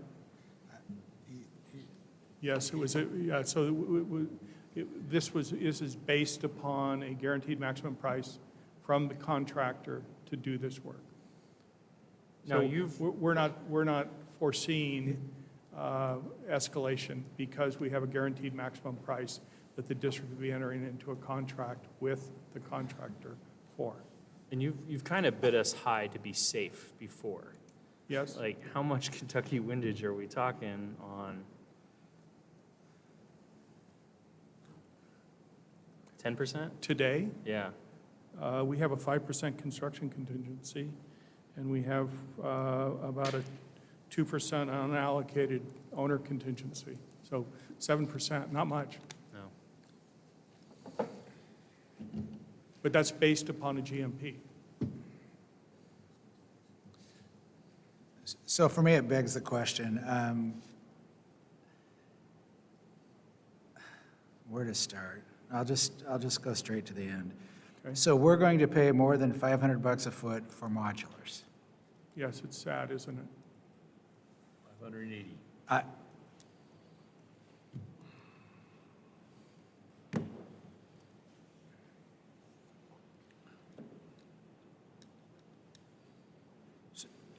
So you said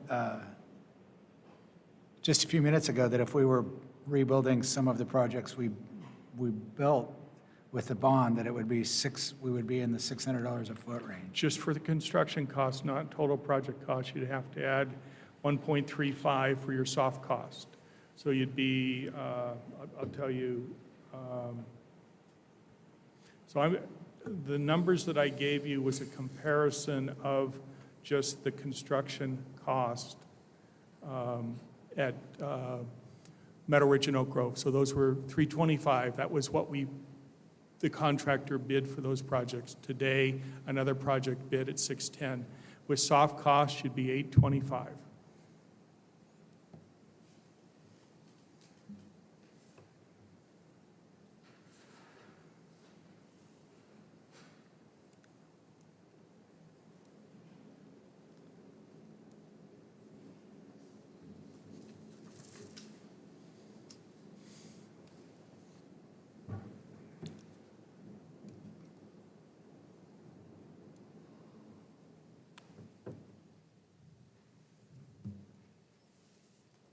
So I guess my question, Superintendent, what happens if we don't build these right now? What happens if we don't? If we just stop? Right.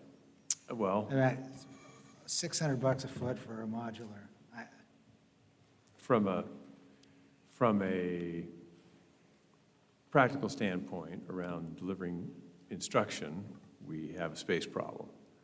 And we'll have a space problem going forward. That's just my answer around, delivering school to kids. When it comes to where we are in the contracting and contract business of this piece, I would need to turn to Mr. McKay as our expert as far as unwinding where we are on a legal foundation. I mean, just the irony to me that we're going to spend $585 a foot on modulars at the same time that we have 3 grade schools closed in the system.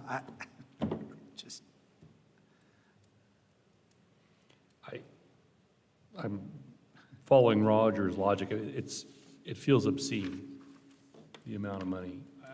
Perhaps the only saving grace is that we have ESSER funds. If we were trying to go to a bond to the public, I wouldn't in good conscience be able to do that. I mean, and you're right, I know the cost. I mean, I just went to Home Depot and paid $75 for a sheet of 5/8 plywood, right? I mean, it's obscene. Yet I'm still having real difficulty coming to grips with $580 for a modular per square foot. That's rough. That's real rough. And I'm not blaming you at all. I mean, we're all victims of this stuff. Is part of what's happening right now is that because Board Member Wilson lays it out, we've got one-time funds to do this. Is part of it because everybody else has one-time funds too, and we're all competing to order the same product at the same time? I don't think so. I think, because we locked Modern's price for the buildings last summer. This is all the other costs, foundations and sewer and electrical and fire alarms, and those things that have really driven this cost. So, so the answer, if I've heard your question correctly, Director Nyquist, has other districts purchasing modular buildings driven up the cost to Modern building for the building? I think we were at the front end of that for the pricing. So no, for that aspect. It's everything else that it takes to set these buildings that is really the drivers. So if I might, the buildings themselves, the modulars, what do they cost? North Albany Elementary School, $373,505. And Waverly is $520,990. So in the case of Waverly, the cost of the building is only 25% of the total cost of the project. Yes.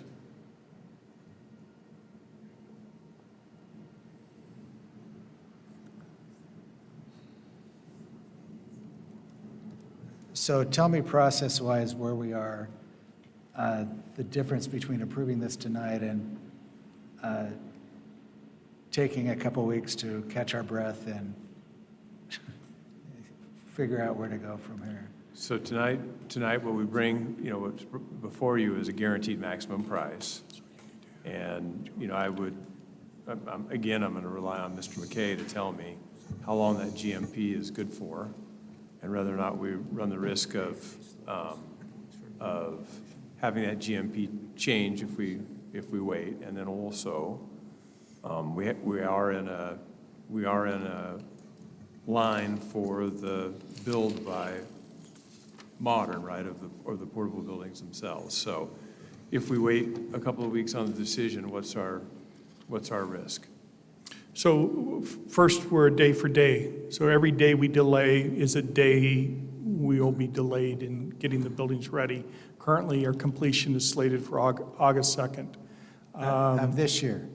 Yes, of this year, of 2022.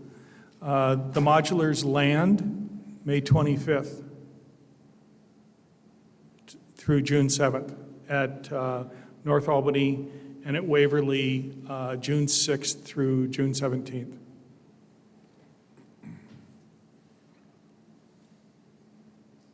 So our GMP is changing every day until we lock it in? No, typically it's 30 days, but we're also in a super volatile market.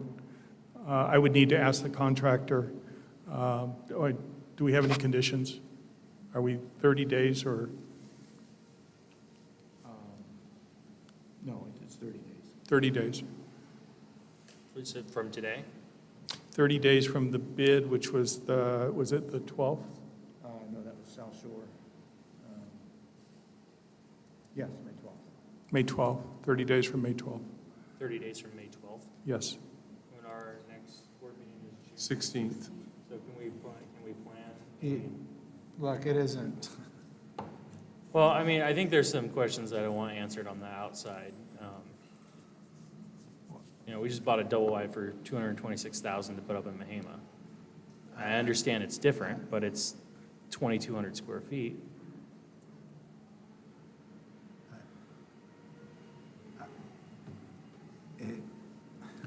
The real, It what I just- hear you saying is the real cost is this delays when they're done, right? Isn't that what you said, Mr. McKay? So, like, if we don't sign off on it now, then instead of being delivered on August 2nd, you know, it's August 3rd, August, you know, so if we delay here, we're delaying when these are complete, and that is the estimation of when they're complete. Yes. So we're looking at a 14-day delay with an anticipated August 2nd, so you're pushing a minimum of August 16th? Is that correct? Look, I don't, there's a lot I wish I knew last July that I didn't know. And we are where we are, and I don't like it a bit. But we're all here doing the best we can. But as much as I don't like this, my immediate reaction is there's two. One is if we don't do this and we wait 2 weeks or a month, we own whatever happens in two weeks or a month, and we'll be mad at ourselves. The other component of that is this is kids in classrooms and when that happens. So as uncomfortable as I am with the increases, I'm at least as uncomfortable and probably more by not executing tonight. That's my thoughts. I reserve the right to complain for a while. I do want to point out to the board that part of the reason we have the issue for space is that we have smaller class sizes than we've had previously at kindergarten, first, and really across elementary. I mean, it's exactly what we want when it comes to the learning opportunity for kids. And it's exactly what we really want when it comes to kids who haven't had great opportunity over the last couple of years. And so those are all, I mean, those are all good things as part of our space issue. And these are some of the costs that come along with that.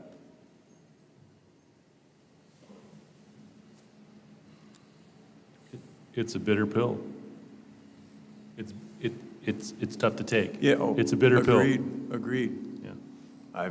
I've tried to allow us to sit with it for a little bit.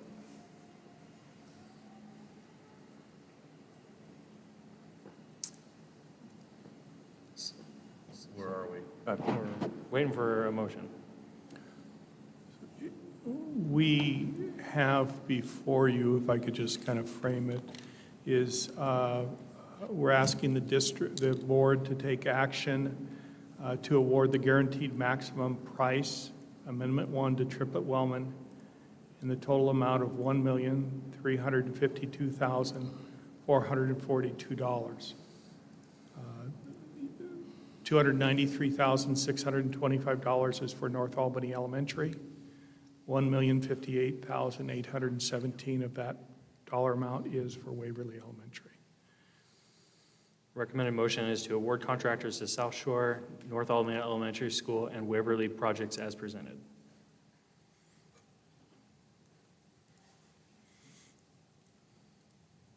It's the best of our options, in my opinion.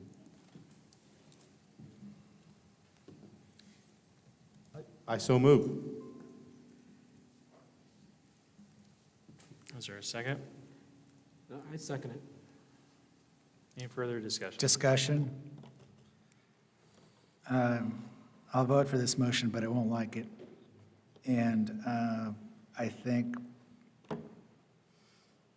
Superintendent Saxon, you said something early on when I expressed concern about things not moving faster with our construction projects. And it was, hey, it's how the school system and school districts do things. And while I'm happy to just have received that cup of coffee analysis, I think you're probably right. And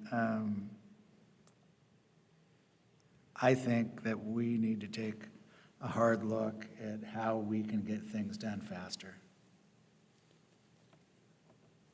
And if the board is committed to that, I think that would be good, and I intend to vote for the motion based on that assurance. My first instinct is to say no, because it's just an obscene overrun. I do understand we live in unprecedented times, and we're in a box. So I'm going to do it, but I'm not going to like it. Yeah, I was probably going to vote no, and Rob wrote me in with better educational outcomes, and but you brought it back to our purpose. So, all in favor? Aye. And opposed? Thank you. We are going to go to M2, Nutrition Services. We have one more. Yes, sir. So there's a recommendation for South Shore for added design services.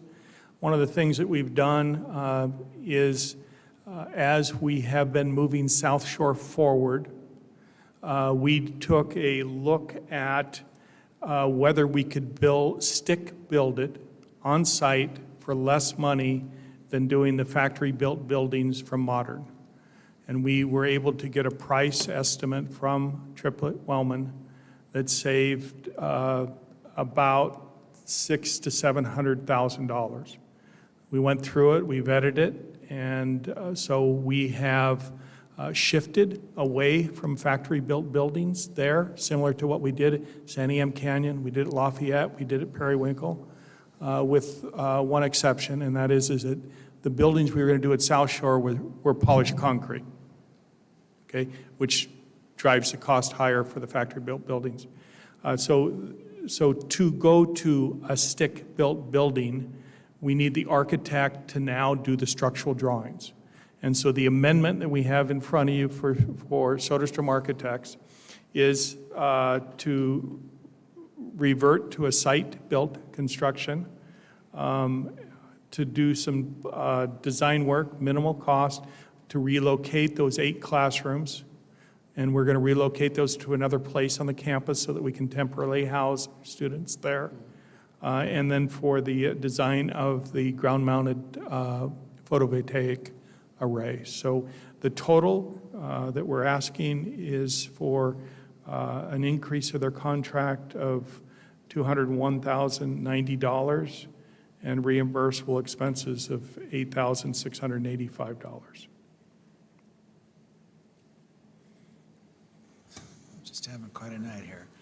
So how much have we already paid the architect at South Shore? I think I remember voting against that because I didn't understand why we were paying an architect that much money for pre-engineered buildings to come on site, and I was told it was the site prep and all of those other things. So what's that total to the architect? And is there a delay? And are you concerned that the cost of this project will blow up on us as well going to stick built? So their total contract would be $545,863. That would be the total contract to the design firm with this amendment. And we would own those plans for future use, like if we wanted to build that same No, outbuilding. unfortunately, the AIA agreement is, you would be able to reuse it, but the copyright is owned by the design firm. We could use it for our own use. Yes, yes. So I take it we don't have a design for a stick built yet, or we do? We're in design development, so we're not to construction documents yet. So design development's the middle phase. So how'd you do the analysis that will save money? Because the contractor did a complete takeoff at the end of design development for stick-built, and then we did a comparison of the modern plus the components that the contractor would be required to do for this project.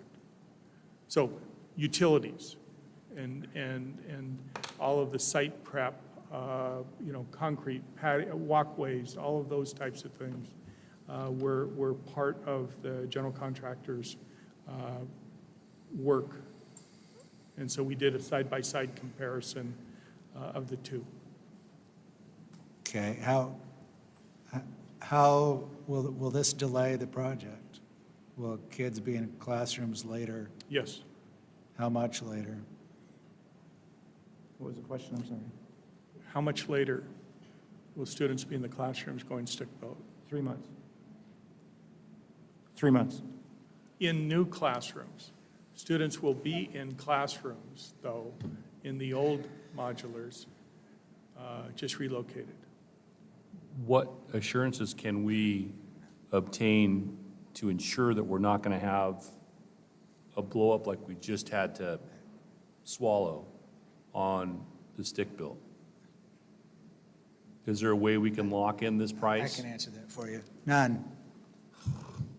Is that right? That's an open check? Well, it's not quite that bad, but it is.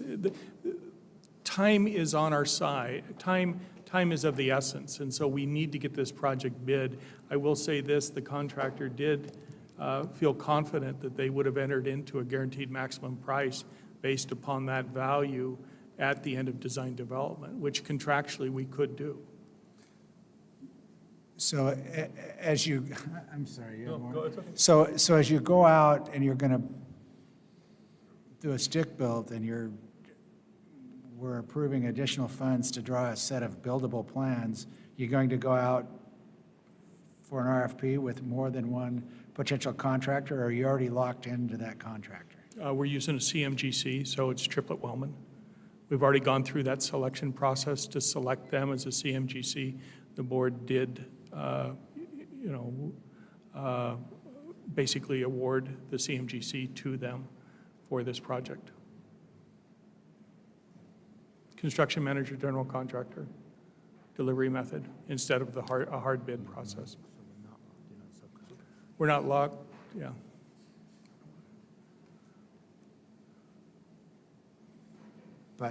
But that was a different project? No, that's this project, South Shore. But that was a modular, we were locating a modular there. and We now were, this is a we were, stick we were build. doing factory-built buildings that would be trucked in and then assembled on-site, including roof trusses and the like. I think you're familiar with what we did up at Santiam Yeah, Canyon. Turned out very good. Pardon me? Turned out very good, except Yes. for the smoke, Yes, except for the which is smoke. not your fault. Right.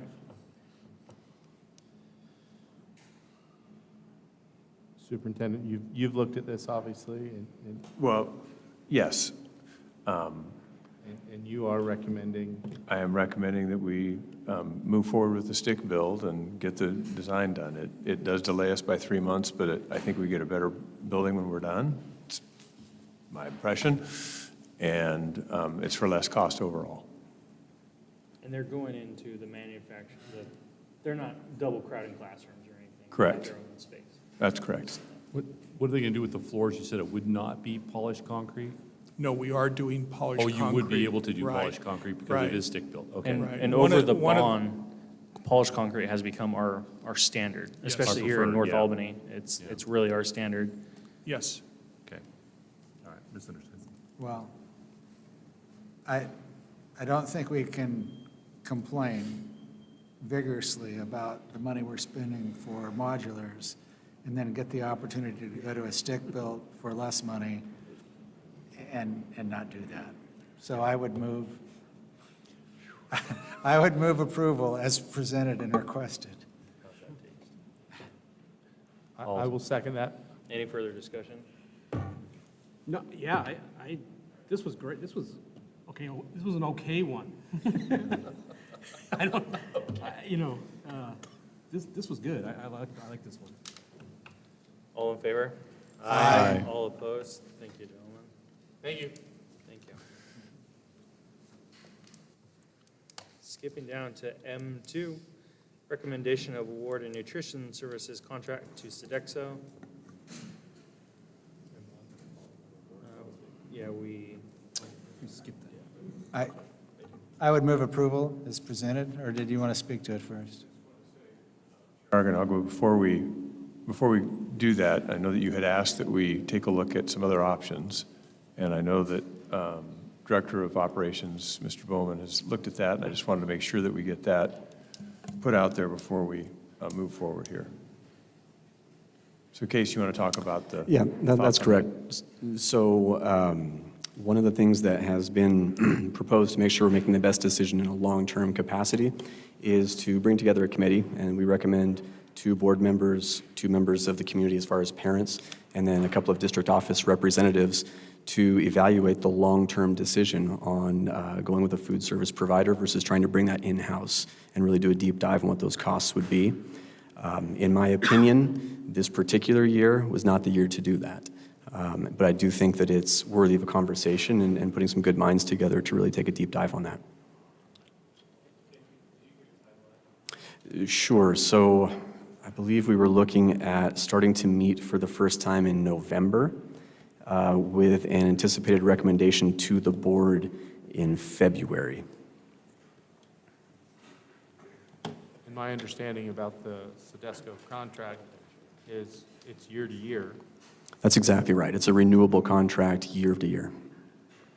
And at tonight's listening session, we had some discussion about trying to increase local foods into our schools. So it's timely that this is coming up, and I think that'll be good to take a look at that and see what the costs are.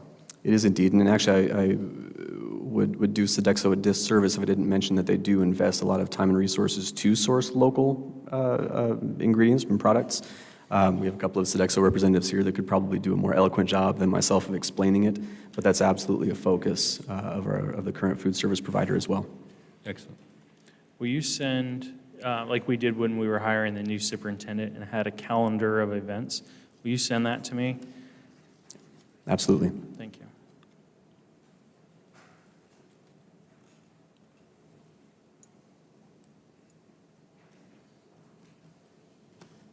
Superintendent Saxton, my understanding is our new superintendent coming in, Andy, in his district, they do it a little different.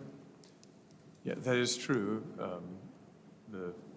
That school district has, gone in-house with their food service program, and a big part of what, he has shared with me about that is the importance of who is running that program, their knowledge of, commodities, their ability to store those, make purchase in significant volume, and just knowledge of all the rules and regulations that go with the food service program. And so there's a big piece of that, but I do think that that's all part of what the committee would need to talk about and understand.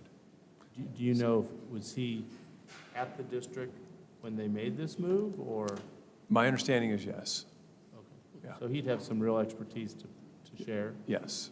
And he's done good. He's done it in Bethel, Staten, Central, Beaverton. This guy does what he does. Unfortunately, he just moved to Indiana, but he's from Albany. But we're going to try and bring him over. So I'm in favor of the group as characterized, if you will, of moving forward with that.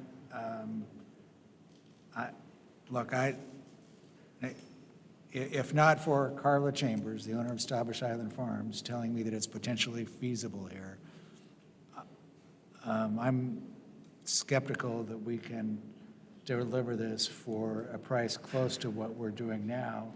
And if we don't, that money's got to come from somewhere. And we're the financial pressures we already have. I don't know that they will allow for a substantial increase in cost of food services. So I think we need to do it. I think we need to go through it. I think we need to find out. But we should be cautious in our approach. And I agree, because I'm probably one of the biggest pushers in this, because the board I has was kind of talking to you. directed, and, well, we've directed this is the third time this board has had this discussion to staff, and this is the first time staff has actioned it, This board? since I've been on the board. Well, that was, yeah, okay, all right. I don't know. And I understand this is an exploratory option. This isn't an ultimatum from the board, that this is an exploratory option. So that's where I hope this project goes, and has good outcomes either way. So I think second there's- it. Well, I don't think it requires a vote. I think there's consensus. Actually, It yeah, does require a vote? well, what we were On the looking for contract. is that the board might Oh. appoint 2 board members to this committee, and that would require a vote. And I also think it's important for the board to understand that it would be an advisory committee that the superintendent would lead, so that we can do that without convening meetings every time that takes place, right? As opposed to a committee of the board, it'd be an advisory committee with 2 board members as members. And then just additionally I on. stand corrected. So, So I'll read the motions. The first motion is to approve the Sodexo as nutrition provider for the year of 22-23. I second that motion. I was going to second it, but you beat me. I second it. that was the motion you made. So I read the motion, so if So I somebody- want to make sure, Okay. I think I heard Director Thompson say I second, and so I've heard 2 seconds, but no first. That was just what I heard. Just want Michael, to you make want to sure. take the first on that one? Yeah, Thanks. I Good move to thing we're not approve a baseball Sodexo team. as the nutrition service provider for 2022 and 2023. Thank you, sir. Now I will second. All in favor? Aye. All opposed? Thank you. The second motion is to appoint 2 board members to the Food Services Evaluation Committee. I move to appoint 2 board members to the Food Services Evaluation Committee. You got to say the You got to names. put the names? Yeah. I thought we were just going to. Nobody's watching this after 9:30. We're okay. I'm sorry. I'd be delighted to be part of it. And as would I. I move to put forward Brett Wilson, Eric Agonaga to the Committee for the Food Service Exploration. Is there a second? I second that motion. All in favor? Aye. Aye. All opposed? Aye. Thank you.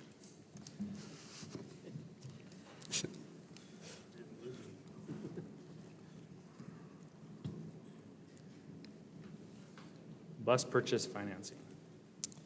Yes, sir. Thank you, Mr. Chair. So this is, I hesitate to call it a formality, but when we do our annual bus purchases, we do finance those. We've received a proposal from the company that we've used for quite some time now, and it's still a favorable proposal, we believe. And we'd like to request the board to approve that contract to make the bus purchases for this year. The motion is to approve the recommendation to award bus financing to Municipal Assessment Management Incorporated. So moved. I'll second. All in favor? Aye. All opposed? Thank you. Mr. Superintendent, Mr. Case, interfund loan for bond levy correction. Yes, we have a motion here for an interfund loan on bond correction. We have a underlevying of bond that took place this year due to a clerical error.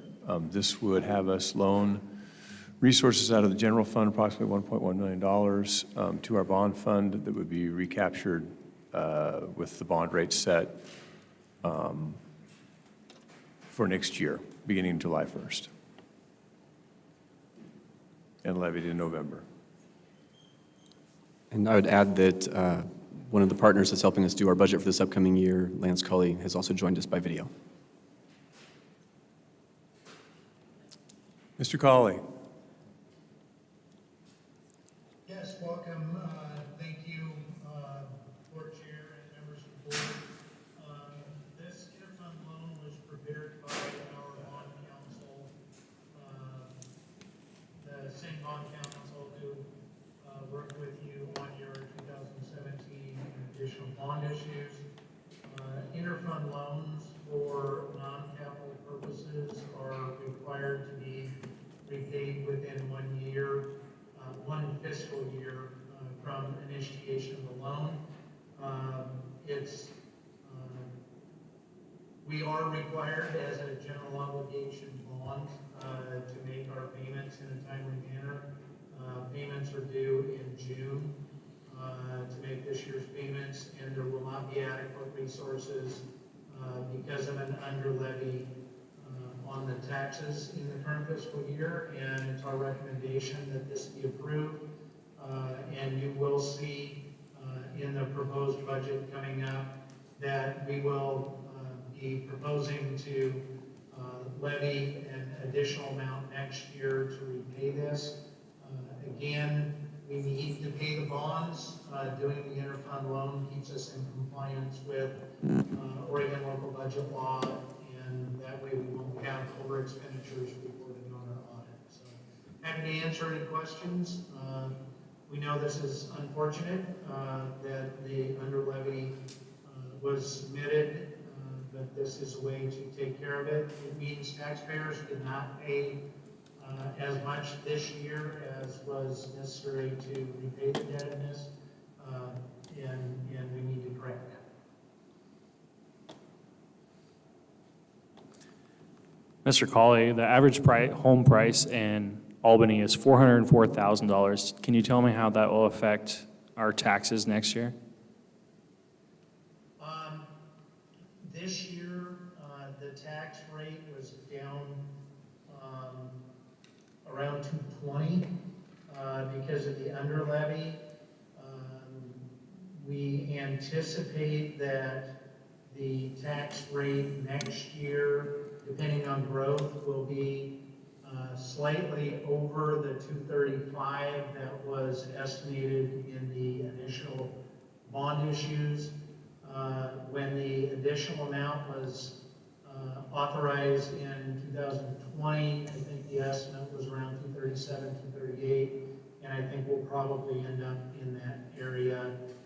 Depends a little bit on the assessed value growth that we've achieved, and we don't have a perfect number for that at this point. So if I might jump in, I think that correct me if I'm wrong, that the bond rate is based on the controlled value, Measure 47, Measure 50 value that can only go up 3% a year. I don't think it's on market. General obligation bonds approved by the voters, the tax levy is outside the tax limits, and therefore you're authorized to levy whatever is necessary to repay the indebtedness. But I understand that, and I'm way into the weeds on this, I think. But I think that what they pay tax on in the way of the bond is based on that Measure 47 and Measure 50 value, and not the real market value. Oh, that's correct, yes. It's the assessed value that on individual properties, the assessed value can't go up more than 3%, but the rate can.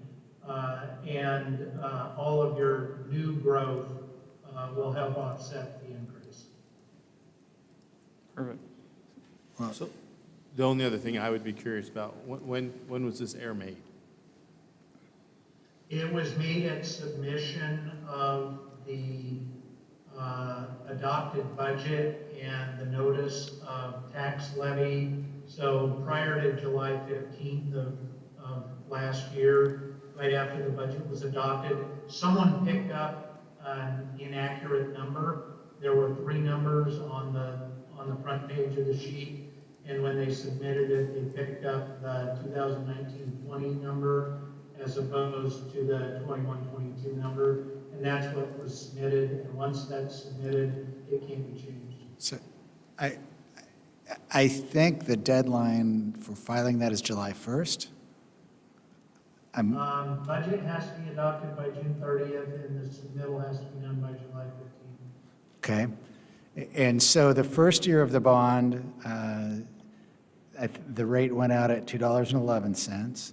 The second year, it went out at about $2.25 or $2.27 or something like that. And my guess is that's the number that should have been levied last year as well, and it was back to $2.11. Yes, that's correct. It would have been pretty consistent over the last 2 years.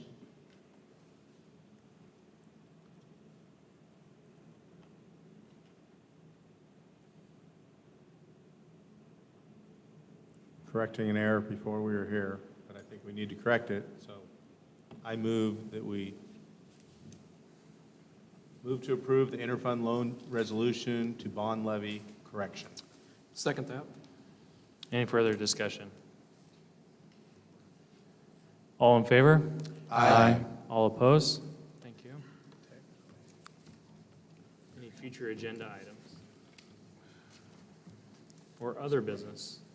Well, I'm interested in how we get to a place where we really scrub these construction projects, and if there's a way to expedite our process. I don't know that that needs to be necessarily on the agenda, but it needs to be on our radar screen, at least mine. Appreciate that, understood, and we'll work on that. That'll be fun. Any further business? Hear a motion to adjourn? So moved. I'll second. All in favor? Aye. Thank you.